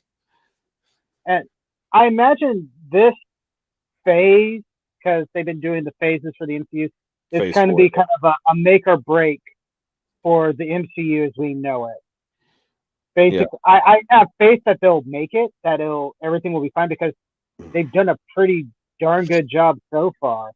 Yeah. But this is where they're gonna, let's see if we can replace our characters and keep this thing going for the foreseeable future. Yeah. Or if we're gonna have to hit that shiny reboot button. Well, every season to reintroduce all the characters again. Well, look at it this way. They're already doing an Ironheart show. Yeah. So there's our already replacement for Tony. And if they follow the comics, we technically get Tony back. If they give us Hollow Tony, I'm down with that. Like they did in the comics. Would RDJ want to come back and do it? I mean, I think while he enjoyed the role a lot, I think he is just. Yeah, but you got to think for that he's only got to be an advisor. He doesn't have to see any real action. He's just going to be a hologram talking to people. I mean, he basically could just be a new Jarvis, essentially. Imagine having an actual Tony Stark AI on your side. That's pretty fucking useful. Let's be honest. As far as I know, Mark Ruffalo didn't go anywhere, so he's still coming back as Banner / Hulk. In whatever he's going to be in, who knows? Obviously, Hemsworth didn't really go anywhere. He just went into space with the Guardians, which is convenient because that movie got pushed back. However convenient that technically is. So their Phase 4 plans got really screwed up by a lot of things. So they had to just come up with a new plan, which is fine because it got screwed up, but then it got added to by having the Fox merger. They're like, hey, we can now do things we really wanted to do. It's like, now we technically have all the X-Men movies taking place in an alternate universe. So if we want to bring back Logan, it's like, hey, you want to come back and play Logan again? You can be young this time. But we do get Deadpool. that the only way he'll come back is if maybe they let him come back for Deadpool or something. He needs to come back for Deadpool, because Deadpool 3 now can technically take place in the MCU or be merging into the MCU, which would be an interesting storyline to happen. Particularly since Deadpool would be completely aware of it. He would be completely aware of what's happening. That's what's so weird about it, because of course he knew what was happening in the MCU anyways, referring to Thanos, who does not exist in that universe. Yeah. Plus there was the line about what was it, Stewart or McCormick? These continuities are so confusing or whatever. McAvoy or Stewart, these timelines are so confusing. But that's all still within the Fox universe. Mm-hmm. That's all still within the Foxiverse, because there's just different Professor X's, which is also different timelines. Deadpool is actually Doctor Strange to Multiverse of Madness. That would be funny. It's like he takes over. It's not actually Doctor Strange. Every studio wants a main actor flexibility Doctor Who enjoys. Oh, yeah, no kidding. So speaking of that, somebody brought up how Black Panther 2 is just infinitely screwed. Since we no longer have our main actor, unfortunately. So what we have here is a multiverse, and we can just pull in some other T'Challa. I mean, I don't know why this is difficult. There's talk about doing what they did in the comics and the sister taking over, but I think takes over. I think that she's not interested in it, and I think people really don't want her to, because her character isn't. Because if I remember correctly, she wasn't really that good of a Black Panther when she did take over. But I mean, yes, but being forced to do that and literally like, hey, you're gonna take over for Chadwick because we don't have a choice. I mean, that's going to be a hard thing to pull for an actor who had to work beside him. I think it would make more sense, because you could also incorporate the X-Men by bringing in a Black Panther from another universe who's married to Storm. So they can have that continuity. And I mean, like, if we're going to have multiple Peter Parker Spider-Men from other universes, we can totally bring in a different T'Challa. And he gets stuck here for whatever reason. Something. Like, there's got to be a reason. It's like, at this point, Wakanda would be playing with Tony's temporal manipulation tech. They would have to, because whoever he could would be doing that. Now, the real question is, do we ever get an Illuminati in the MCU? The Illuminati, that was Tony Stark, Doctor Strange, T'Challa, and Reed Richards. Bruce Banner wasn't in it because they are the ones who got rid of him. But then also Professor X. Yeah, because it's basically the most intelligent people on Earth or something like that, effectively. Yeah, right? Literally, yeah. The Bishop paradox. Yeah, exactly. So I mean, you could bring in a T'Challa from another universe, and I don't think it would be that bad. Yes, it sucks. Here's how you do it. Wanda is just literally gonna fuck with the entire world, probably break the boundaries between dimensions, and that's how we start getting into the multiverse. And then, oops, we have a new T'Challa for some reason. She gets so mad that she punches a hole through reality. Wait. Yeah, from the hypersonic lion tamer. But no, think of it this way. She accidentally rewrites the world in a fit of rage because her babies are gone. She makes mutants happen, alters timeline to where Tony Stark isn't 100% dead, and then we get a whole new T'Challa, and nobody notices because it's not a change. The world has changed. And then later, if they have to fix the world, then he goes away and Shuri takes over. I mean, that's an easy way to fix that problem. You have people who are strong enough to literally manipulate the fabric of reality without actually having an Infinity Gauntlet. You know, in theory, Wanda could bring the Infinity Stones back if she wanted to. Mm. She could just make them, bring them all back into existence from Thanos blowing them up. If she can destroy them, odds are she can reassemble them. Possibly. It was very, very much underestimating what Wanda can do. Only Wanda remembers the old MCU. The rest see it as normal. Yeah, I mean, and that's why she goes insane, because she remembers two worlds. I mean, why not? Yeah, and then bring back Chris Evans as a Torch. So what? In the trailer for WandaVision, do we see Vision having the mind crystal in his forehead still? Yes, you see him sort of a symbol around it. Mm. So if he still somehow has the Mind Stone, but then again, he's possibly not Vision. He's probably just a projection of Vision that she wants. It just depends on how much she's really warping reality. You know? Because nobody talked about what they did with Vision's body at post Infinity War. They never talk about it. They would have taken it back to Avengers camp or given it to Wakanda, because he was in Wakanda. So it's possible. It's possible. He's actually made partially out of vibranium, isn't he? Mostly made out of vibranium. Yes. I had completely forgotten about that until I just finished watching Age of Ultron earlier. Yeah. Yeah, bring back Quicksilver as well, make their daddy Magneto. Well, it's entirely possible that people from Sokovia just happen to have specific genes that allow them to, I don't know, become mutants with certain manipulation. They have an extra gene, if you will. Yes. Extra chromosome.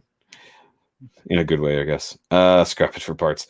But yeah, I mean, like, they would have done something with Vision body. Is like the most advanced cybernetic being on the planet. So they would have done something, you know, especially given that his body was in Wakanda. They would have done something with him.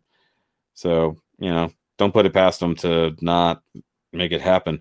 But the fact that, like, Tony couldn't fix that when he did his snap, or even Bruce, you know.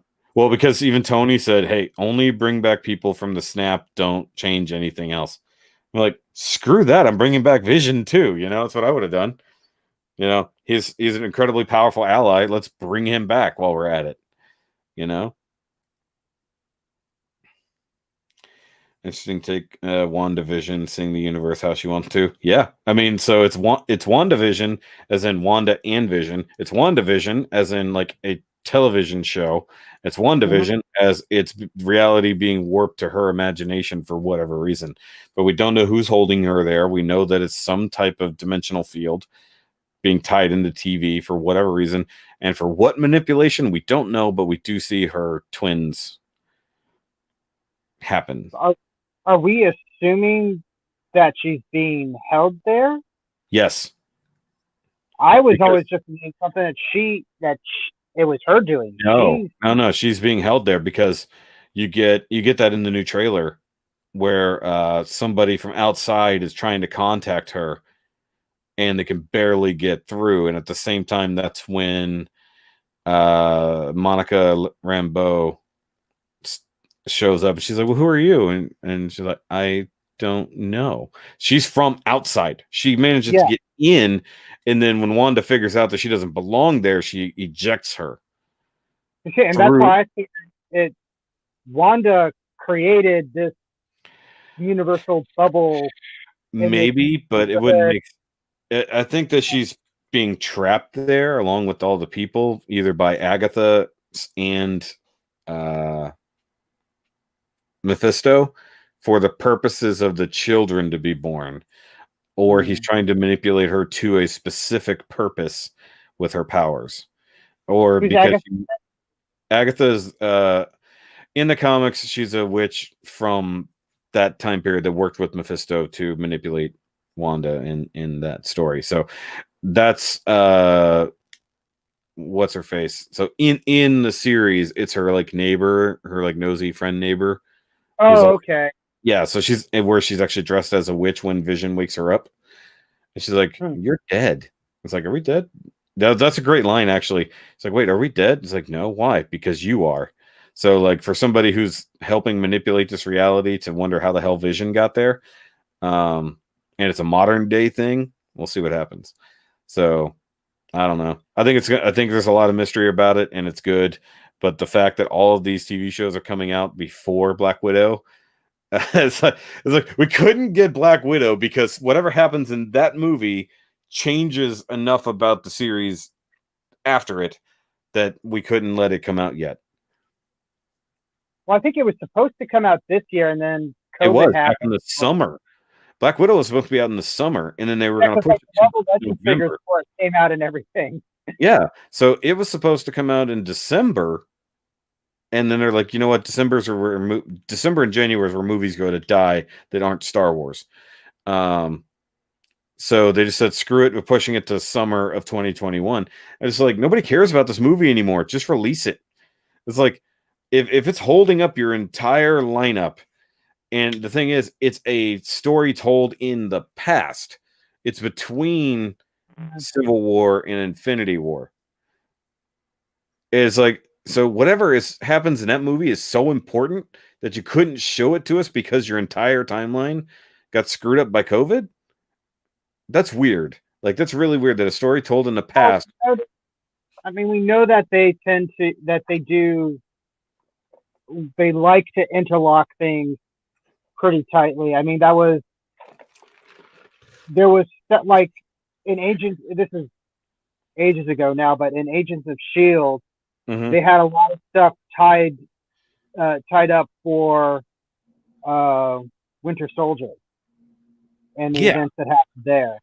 Well, no, it wasn't Winter Soldier. It was Avengers 2. So the funny thing is, up until a point, Agents of S.H.I.E.L.D. was happening concurrently with the MCU, but they were never allowed to cross over from the TV to the movies, but they were allowed to cross over from the movie to the TVs. That's why they had Lady Sif come in a couple times to help them from the Thor movie. So the first go around was post Avengers 1, and then post Thor 2. Cool. Yeah. And then when the stuff with Hydra happened, that directly affected everything, and that was Winter Soldier. No, it went into well, yeah, you're right. So it went into Winter Soldier and then Age of Ultron. Yeah, I think, and Age of Ultron, I don't think impacted super heavily, though. I think the Sokovia Accord, or whatever the Accord, it did. And they made comments about making giant killer robots and stuff like that. So. Well, they did. But the thing is that literally the events, and they timed it this way. So the events of Agents of S.H.I.E.L.D. directly led up to the release of Age of Ultron. So the episode aired on Tuesday, the movie dropped on Thursday, and the last thing they did in Agents of S.H.I.E.L.D. led directly into what happened at the beginning of Age of Ultron, and then the following episode picked up with the flashback to the helicarrier being launched by Coulson and Patton Oswalt. So you got to see the flashback of what they were doing. So that was actually great. A continuous tie-in, but then the Netflix series were not allowed to directly tie in. They were sort of allowed to reference, but the MCU was never allowed to have acknowledged the existence. But supposedly, Charlie Cox is supposed to come in to reprise his role as Matt Murdock to defend Spider-Man in Spider-Man 3. And there's also been rumors that they're courting, like, the actress who played Alias, Jessica Jones. One of those really hard names to remember. I am horrible with names. You're lucky I remember your name. It's easy. It's Shoky. It's on the screen. There's like 1,400 videos with my name on it. Let's see here. Hold on. Captain Marvel movie did this technically. I want the Captain Marvel and Shazam character to wind up under the same ownership so that Fawcett version of Captain Marvel can be restored, if only briefly. No. You're not going to get DC and Marvel to end up under the same house. That's never going to happen. Warner Brothers will never, ever let go of their only thing that makes the money. What? What are they talking about? Captain Marvel. Are they confusing or DC Captain Marvel with Marvel Captain Marvel? He was saying that he wants them to merge so that you could actually have that version of Captain Marvel exist. Sort of. As Captain Marvel. I would love to see a DC versus Marvel movie. It ain't never going to happen. It would be allowed, but that would be the most extensive contract ever. Like, you can use these characters, it can be on screen for 35 seconds. You can use these characters directly, but they're not allowed to die. You can do this. It's like, and that would all be on Warner Brothers. Marvel would be like, let's play. Everything would be on Warner Brothers. Everything. They're so damn strict. The closest we have ever come to anything like that was Who Framed Roger Rabbit. And even then, Disney and Warner Brothers had extensive rules that said that their characters had to have equal screen time. Had to have equal screen time, which is why you had Daffy Duck and Donald Duck in on the exact screen at the same time. Bugs Bunny and Mickey Mouse on screen at the same time. Yeah, that was actually the most ambitious crossover of all time. Was Who Framed Roger Rabbit. But yeah, no, they would never. Yeah. It would happen in an animated movie, it would not be a live action, because you couldn't guarantee. Hell, we can't even know who's going to be Superman or Batman in any given movie at this point. Well, we know Batman right now, but yeah. We know a Batman. We don't have a Batman for the main DCEU anymore. We know the Batman because that's what they called the movie. If I know correctly. Yes, that's the only current. That's the only current confirmed Batman we have, because we lost our previous Batman in some kind of hissy fit. It's like, we lost our Superman, we lost our Batman. It's like, wait, so how are we supposed to ever go forward with these movies at all when all we have is Aquaman and Wonder Woman, who can have standalone movies that are worth a damn? And I don't even care about the Flash movie that's coming at all, which is supposed to reset the universe to make it make more sense while both following Flashpoint, sort of. It's like, so hold on, look at it this way. The DC EU is actually having the same problem that comics had. They wrote themselves into a corner and had to reboot their whole damn universe to make it make sense. So in 10 years, we're going to have to reboot it again because they still screwed it up. And then 10 years after that, they're going to do 2 reboots in 2 years to reset that universe as well. That's literally what's happening. If you're unaware of what's currently going on in the DC Comics universe, they're going through another crisis, but this one is actually undoing the crises that have happened before to now make all of DC continuity always have existed.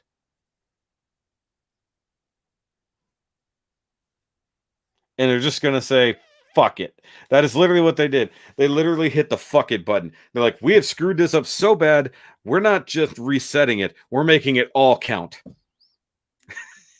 So forget Rebirth, forget New 52, forget the New Age of Heroes. Everything has always existed, even all the way back to the Golden Age. It's all one continuity now. And they're just going to make the movies do the same thing.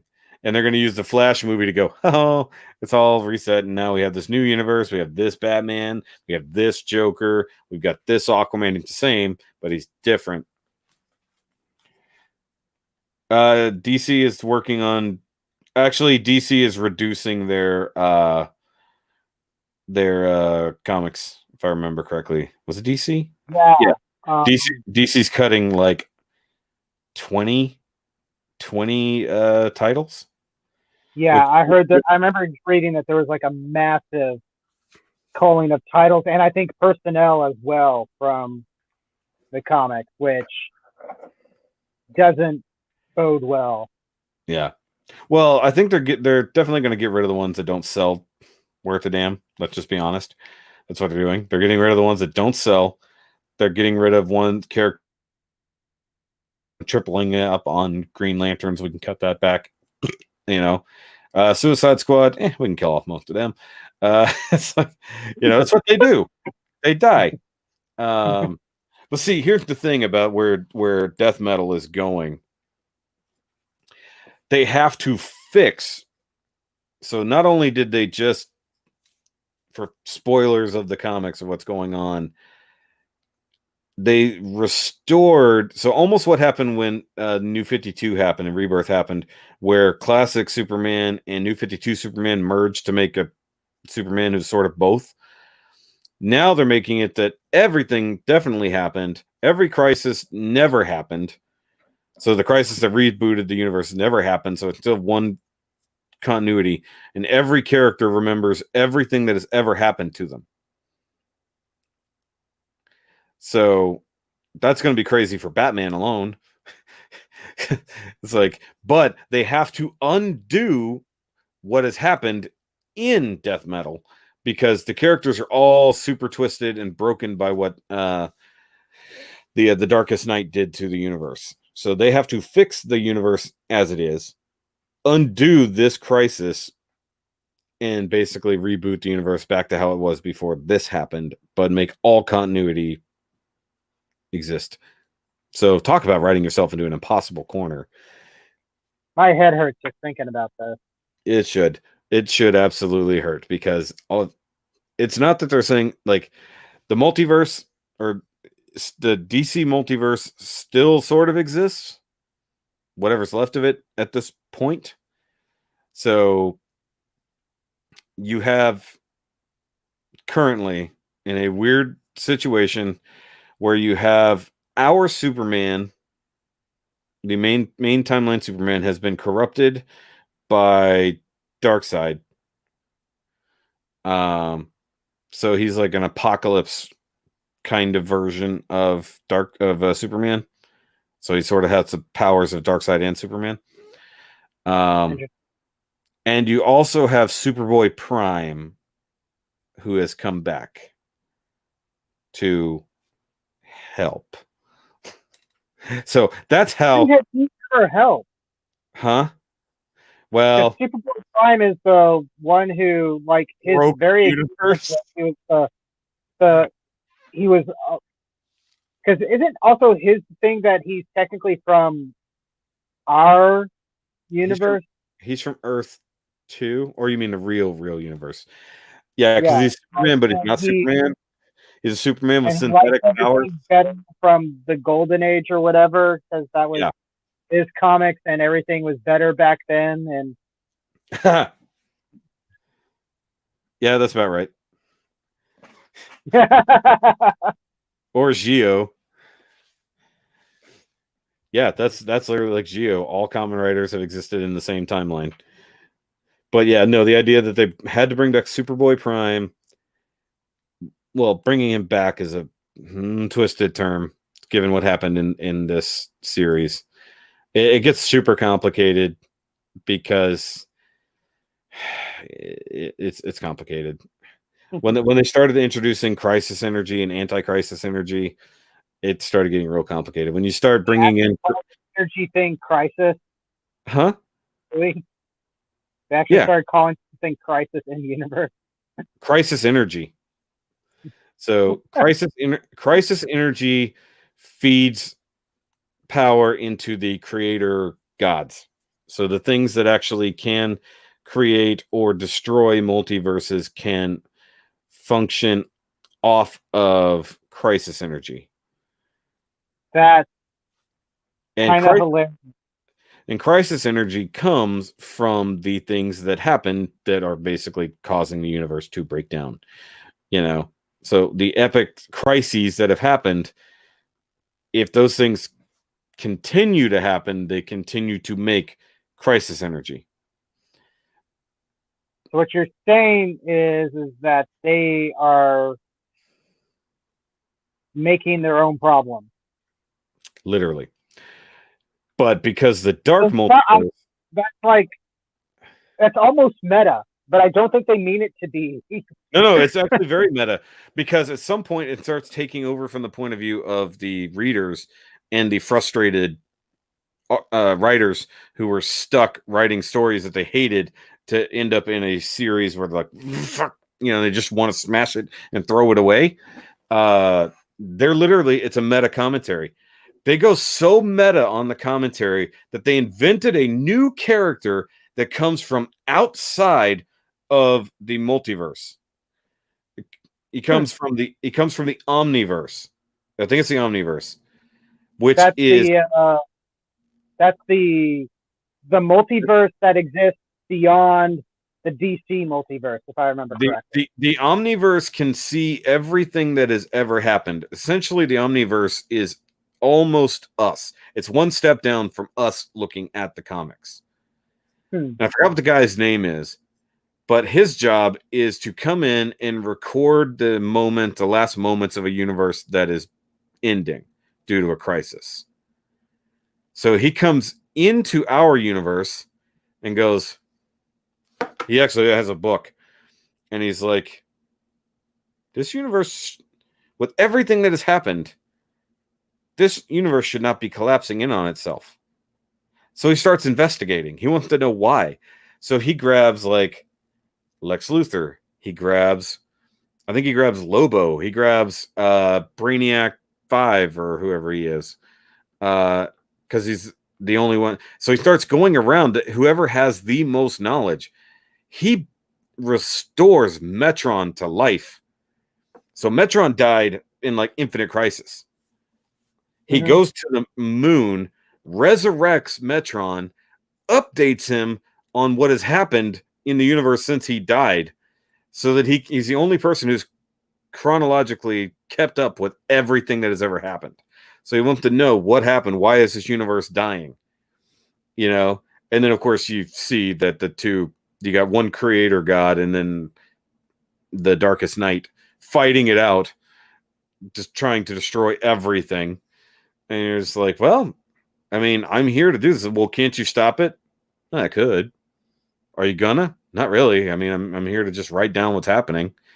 I was interested in what's going on, but I can't technically step in. That's not really my job. It's like, so you have somebody who is, huh? Like, I'm just to watch. Wait, no, not that. Legally distinct from that. So where you have Perpetua who can create the multiverse. So she's like, forget creating a Earth or a planet. She creates multiverses. So she's there, and this dude who shows up is above her. Like, That's so it's an interesting concept, at least. It's a really interesting I like the concept of multiverses and seeing how different franchises use them. Yeah. Like Transformers for the longest time had a really cool multiverse concept that technically they can still use. Yeah. It just hasn't been updated in a while.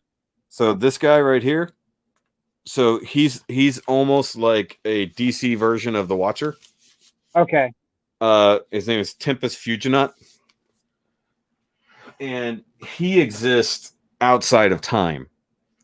So he can see multiverses. He can do what's going on. He was introduced in the Sideways comics because Sideways being Marvel's Spider-Man being DC's version of Spider-Man Nightcrawler. He gets stuck between dimensions while he's trying to slide. And this guy kind of helps, like, I notice what you're doing, but you're tearing holes in reality as you're doing this, dumbass. And he's like, comes in and he's talking to him, but like he has a grander scheme. So in the Tales of the Dark Multiverse, he knows that the main multiverse is dying. So because he knows that there's got to be something, he needs someone to help. And most of our heroes are dead, gone, or altered. So he goes to the Dark Multiverse to see if he can find heroes that are still alive that he can bring back to our multiverse to help. So he goes to the Dark Multiverse, which is where our nightmares come true, literally. The Dark Multiverse is every nightmare any person has ever had brought to reality. Oh, that's interesting. And it's an infinite timeline. Stable too? Huh? Is that why they're unstable too? I seem to remember that. Yes. The problem with the Dark Universe ones is that they die fairly quickly. Yeah. Basically, they all reach a point where they just destroy themselves. But the Dark Multiverse isn't supposed to exist. But because of Barbados deciding to give up on his job, the Dark Multiverse was allowed to exist. It was not supposed to exist. His job was to destroy every dark world that came across on the World Forge. It was like, well, this one sucks. Nope, that one's evil. Smash. Start over. Here comes another one.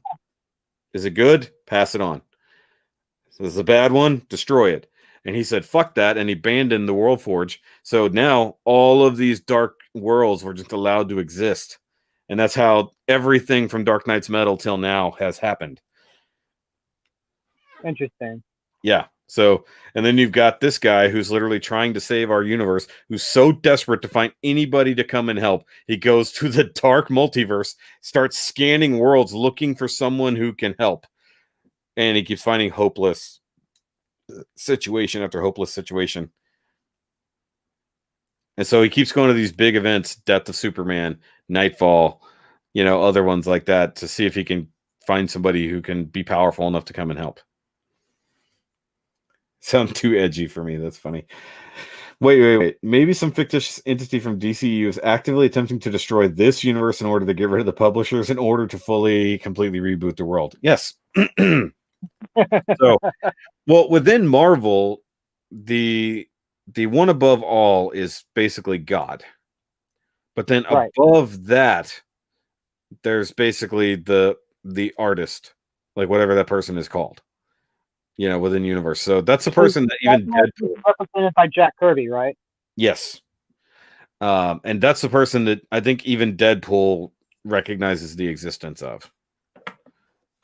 So it's like Deadpool is so multiversal in his insanity that he recognizes the person on the outside of the multiverse as the person who's doing everything.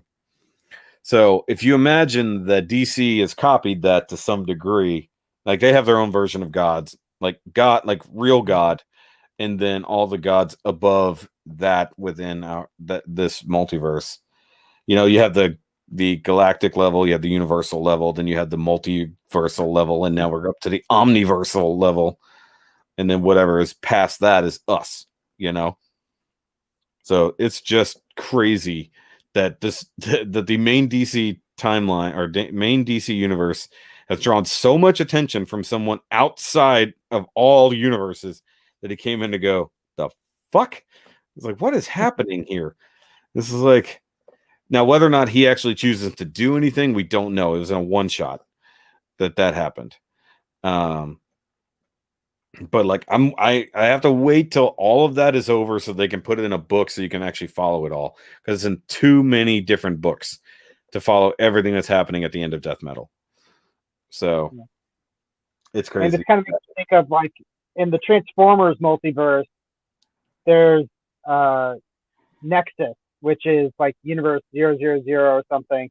Yeah. Because these are the people that named and numbered the universes, and it's populated by the Transcendent Techomorphs, which is based off Trans Tech line that got abandoned in favor of doing the first RID so that they can prep to make Armada. Yeah. And their big thing is that they basically observe the multiverse. And so they came up with the names and numbering system that could still technically be used to this day. I think the main problem that exists is I don't think, official name. Axiom Nexus, thank you. Yeah. I think the main problem that exists is that there are now new continuities that didn't have names because they didn't exist yet. And so those have to be created. But they did some cool stuff with that in the BotCon comics and the Fun Publication stuff. And when FunPub was losing the license to do Transformers stuff, they actually did a bunch of things to sort of wrap up all that stuff through various Facebook pages they had. Because they had a page for like Axiom News and Ask Vector Prime and stuff like that. Yeah, that makes sense. Because they could just make up shit at that point. Yeah, Transformers need to realign their continuity again. I think that's their problem. It's like, even though they did sort of, but they rebooted their universe as well. But yeah, so what DC looks like in 2021 and forward, who the hell knows? Like, they don't even know. They're like, well, we're wiping out these things, which would explain why so many people have died. And then you got to think that there's other comics out there that aren't experiencing these things because they're not the main timeline.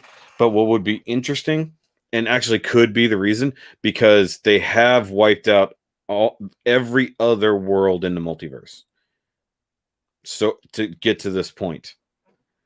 So wait, all the other like Earth 1 and 2 and stuff like that are gone? At this particular point in the story of Death Metal, all other multiverses are gone. All other Earths in the multiverse are gone. And that, so I mean, like I said, I don't want to spoil too much for those who want to read it, but that was part. So in case you're wondering, never turn Batman into the Joker. It's bad for the multiverse. Because he eventually figures out how to make himself into a universal level god. So do not ever make Batman the Joker. It goes bad for everything in existence. It really does. It's so insane. It's like, so the Batman Who Laughs basically just upgraded himself through planning and knowledge, like even manipulating Lex Luthor. Like, the Batman Who Laughs manipulated Lex Luthor into his trap when he thought that he was manipulating the opposite. So you got Lex Luthor, who's trying to gain the same kind of power, and instead the Batman Who Laughs manipulates him into giving him the power instead. And then he does the same thing for all of our heroes. Like, all of the heroes who are doing everything they can to stop the Batman Who Laughs, they're like, yes, we've done it. We've got this. This is it. This is how we beat him.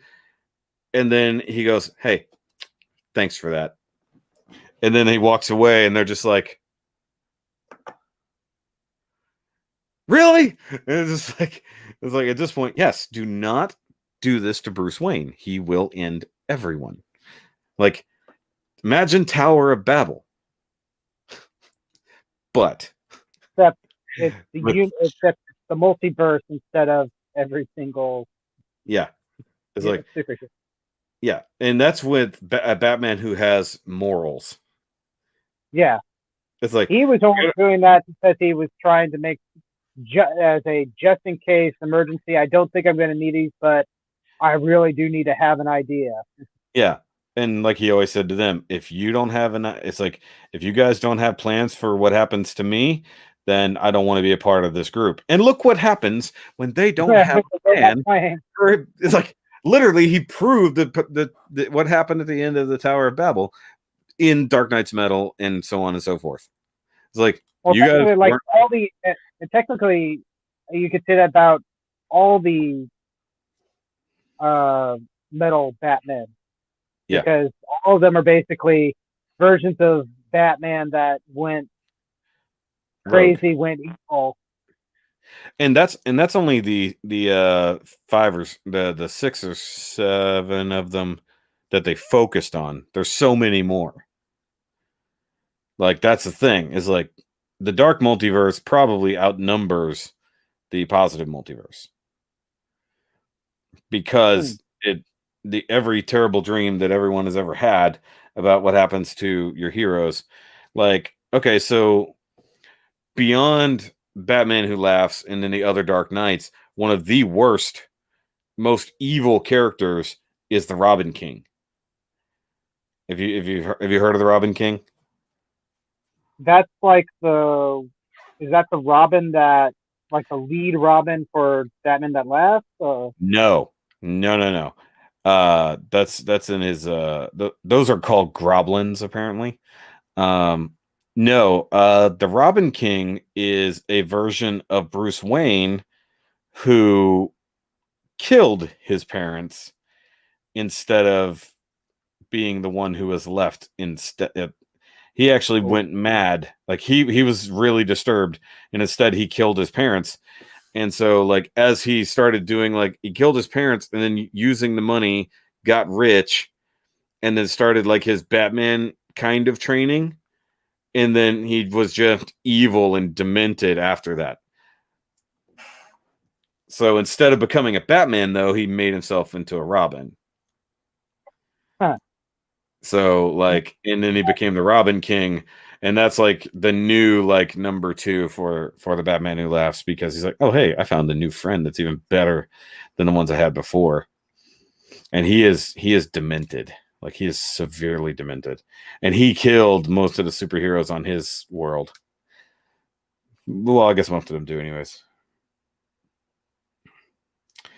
With all the doom and gloom surrounding the comic industry, archaic business system, how long do you think DC and Marvel Comics' old business models will last?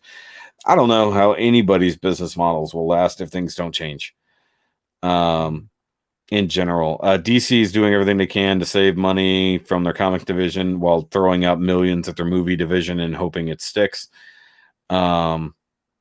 Like, literally releasing all of their movies for 2021 on the same day. That's the stupidest fucking thing I've ever heard. They said, let's just get these movies out there, make whatever money we can, and we're going to reset the year after. And then losing Diamond, Diamond Select parting ways or closing down, whatever it is, whatever happened there. That's one of their main manufacturers for their stuff. The distributor, I should say, yeah. Yeah, I guess they lost their distributor because they wouldn't put out comics, and then picked up other third-party distributors. Just people could get fucking comics. It was just stupid. I don't know. I think the problem is that everybody panicked this year, didn't know what to do, and now they're going to have to clean up the mess starting next year. I have faith in Marvel. Marvel? Yeah. But Marvel has Disney behind them, and so far they've been doing pretty good. I mean, your opinion on Disney varies from person to person. Yeah. So say what you know about that, but Disney has the money, and Disney knows how to continuously make money. Well, look at it this way: through Marvel Comics, they can actually expand their TV and movie universes. Mm-hmm. So even if they lose some of the main, like, X-Men titles or things like that, fine. We now make movie and TV tie-in comics that, if we tell you, hey, if you want to see what happened to lead up to this point, go buy this 6-issue run of comics, that kind of stuff. And then now, in comparison, they have action figures down, they've got TV down, they've got actual comics.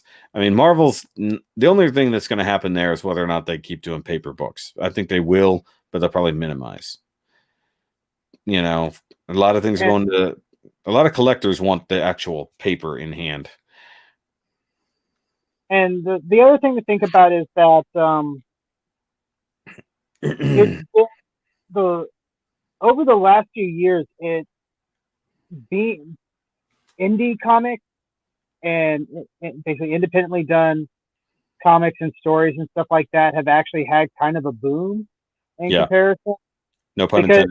Because it's easier to get your stuff printed and in other people's hands, or you put it online and people read it that way. Yeah. I mean, as somebody that is basically doing that right now. Exactly.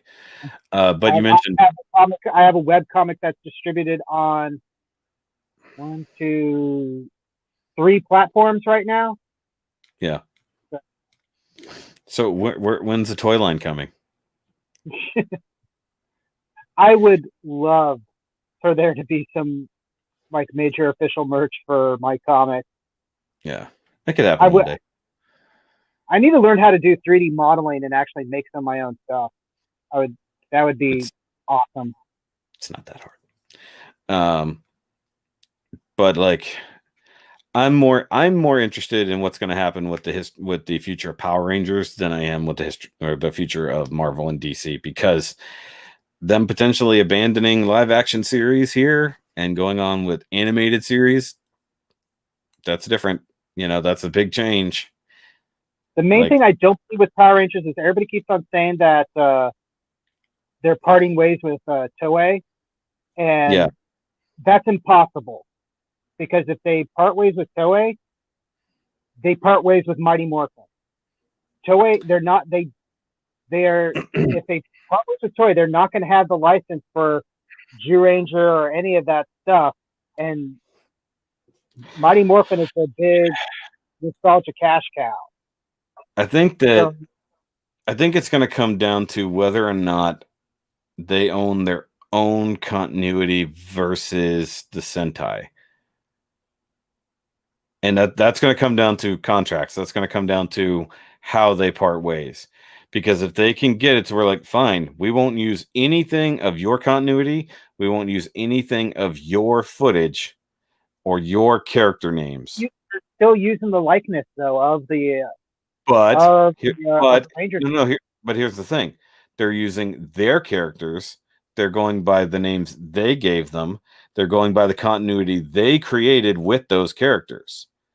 It's So, still the likeness though. but what I'm saying is, if that's how they work, the way that they split, then it makes sense. Because we don't need to continue making anything that was a Sentai series. We shouldn't, but we do. We could literally create anything we want in the Power Rangers timeline of our own volition. We could. Like, we could just make our own American Sentai series that have nothing to do at all, or Toku series, I should say, that have nothing to do with an actual original Japanese series. We could. Yes, Mighty Morphin is the cash cow, but they have a plan for that somehow. They must. If they're talking about getting rid of Toei, then they must have a way to hold on to their cash cow, and it may do with them being able to argue that, yes, the likeness is there, but these are our characters. This is our timeline, especially if they go by the Boom comics instead of the live action series. Because they should build off of what the Boom comics did and just make an animated series based on the Boom comics and just voice it, and it would be fine because everything that happens there is its own timeline. They don't even reference or show specific events from the shows. And they came up with all new stories based off of those characters. So it would just depend on what they're allowed to do with that. And it should go animated. That's just the way I feel. I mean, I can see them deciding to go on and do their own thing. Yeah. I just don't see them completely parting ways because there's too much money tied up in the nostalgia stuff, and I don't think they can legally use anything that is connected to Toei without some sort of contract or business dealing. And everybody's talking about them basically not having that anymore. And there's no official word from either party about this. Well, let's see here. I know about what they're doing with the Boom comics and stuff. Yeah. Well, let's look at it here. Other than specific character names, this Mighty Morphin has zero to do with any series that has ever existed. Yes, but the Ranger suits are the big all new. Nothing in this comic has anything to do with anything that's existed outside of these comics. Oh, is that the Storm Rangers or whatever? The Omega Rangers and Lord Draken. So Lord Draken and the Omega Rangers, other than being the characters that existed from our series, like other than a name, I can see that. I can see them using for their own stuff.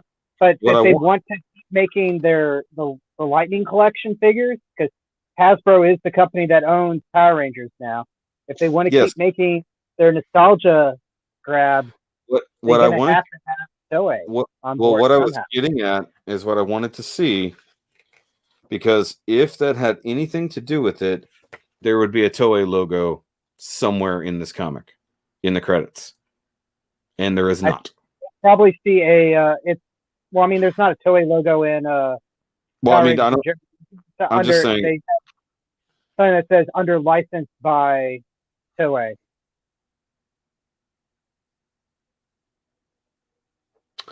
They're exclusively the property of SGC Power Rangers LLC. All likenesses. Hold on, look. Okay. SGC Power Rangers LLC and Hasbro. Power Rangers and all related logos, characters, names, and distinctive likenesses thereof are the exclusive property of SGC Power Rangers LLC. Not under the license of Toei anywhere in there. It just mentions Boom and that. So, in theory, if they just wanted to make shit based off of the comics in general, they could. And Toei couldn't say a fucking thing. They literally couldn't because it's their own creation. It has nothing. It's licensed under itself, and it is late. I'm just saying. So that right there proves that if they wanted to go forward and have nothing to do with Toei or Sentai, boom. But they would still have to basically. They would still be. Boom. They wouldn't be able to use the original G-Ranger suit. No, but they can use the ones. But that's just saying that I need to check the. Hold on, I broke my chair. Uh-oh. Don't do that. Well, it's got these cover thingies that I guess are to help you remove the wheels, but they pop off kind of easy, and my shoe keeps catching on them. I need to... give me just 1 second. Is it over here? Technically, my Power Ranger here me too, but I can't get them. Okay. Oh, that's not what I wanted to see. Okay, so the Power Rangers Ninja Turtles. I wanted to see what that's under. That is an association with Nickelodeon, though. Nope, SGC Power Rangers. Okay. It's very easy to determine. And then, oh, wait, I don't have... Do I? No, it's only more from one. Give me a second.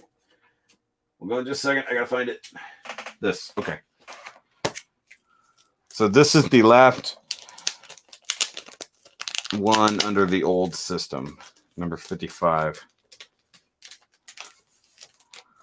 Let's find out.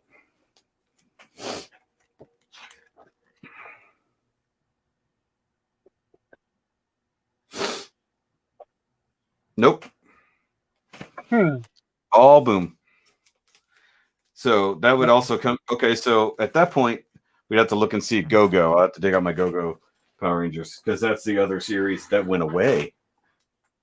So what if the main reason they changed the comics and split it up into these two new series is that that's how they get around any Toei association, because now they're entirely based out of the comics and not from the original creation. That might be what they did, and then they're going to say, "Hi, Toei."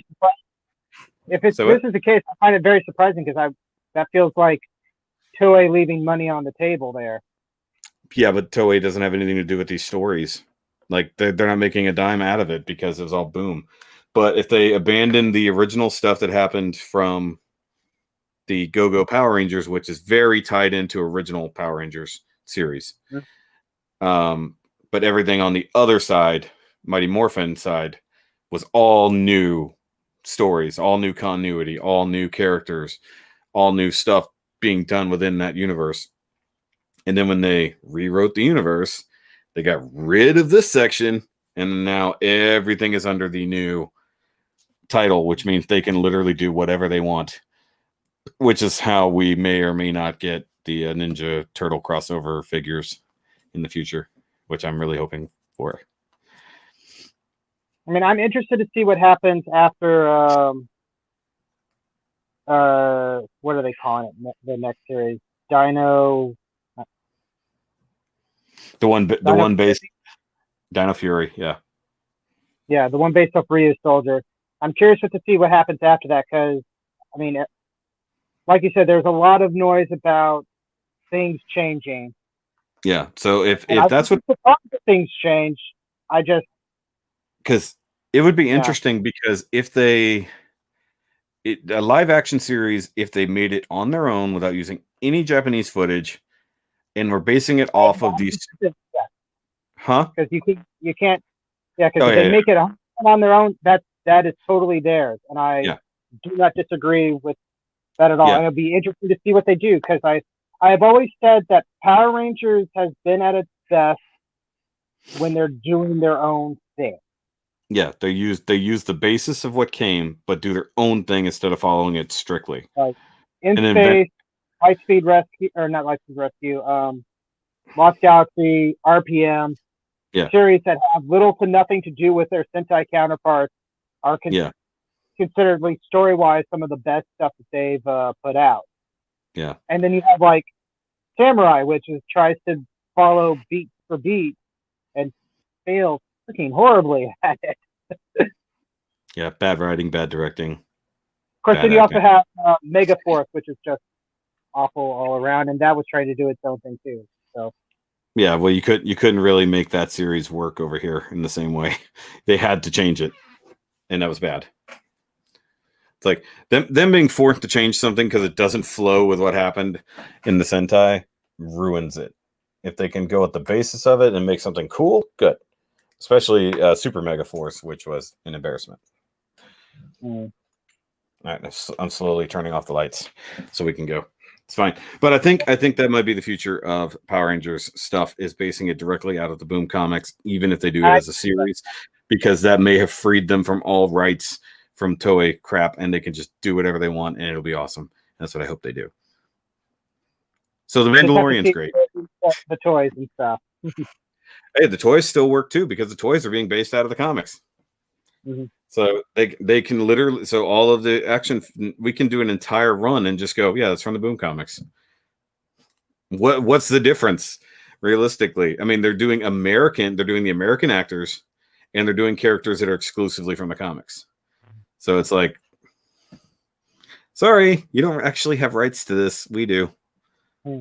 It looks like your character, but it's actually ours. Sorry. Like who owns the rights to the likeness of Santa Claus? Used to be. That's the kind of difference there, but yeah, I get what you're going at. Is it? Because how many different stories are there about Santa Claus? But the original creators of the likeness of Santa Claus don't go, hey, you got to pay me rights for everything. You can't do that. Still a fat guy in a red suit with a beard. But either way, that was a very weird conversation, but it's fine. Mandalorian's great. Go watch it. Merry Christmas. Just general geek talk or something. Hey, it's fine. It's what happens. We haven't talked in a long time. So, guys, Merry whatever. Happy whatever. As we always say. May whatever deity that you like smile upon you in these holidays. I don't know. And of course, look, just get through the holidays safe. Protect yourselves, protect your family, be safe, be smart, try to find some damn happiness. Enjoy, even if it's just sitting down and talking with a friend for a couple hours because you haven't been able to. And getting happiness is another tripod. So that's going to be a new shirt. Happiness is another tripod. Because it's just all it comes down to. I need more tripods in my life. Good morning, good evening. Yes, good morning, good evening, good night. We're all going to bed. It's late. It's late, and I may or may not have to work tomorrow. Yay. So we'll see you guys later. Remember, as always, keep on nerding, keep on building, and let's keep building this community together because we're right under 7,500. It might be 7,500 by tomorrow. And I'll see you the next time you invade my shelf space. This is true. Whenever that'll happen in 2021. Yeah. When I get to invade the shelf.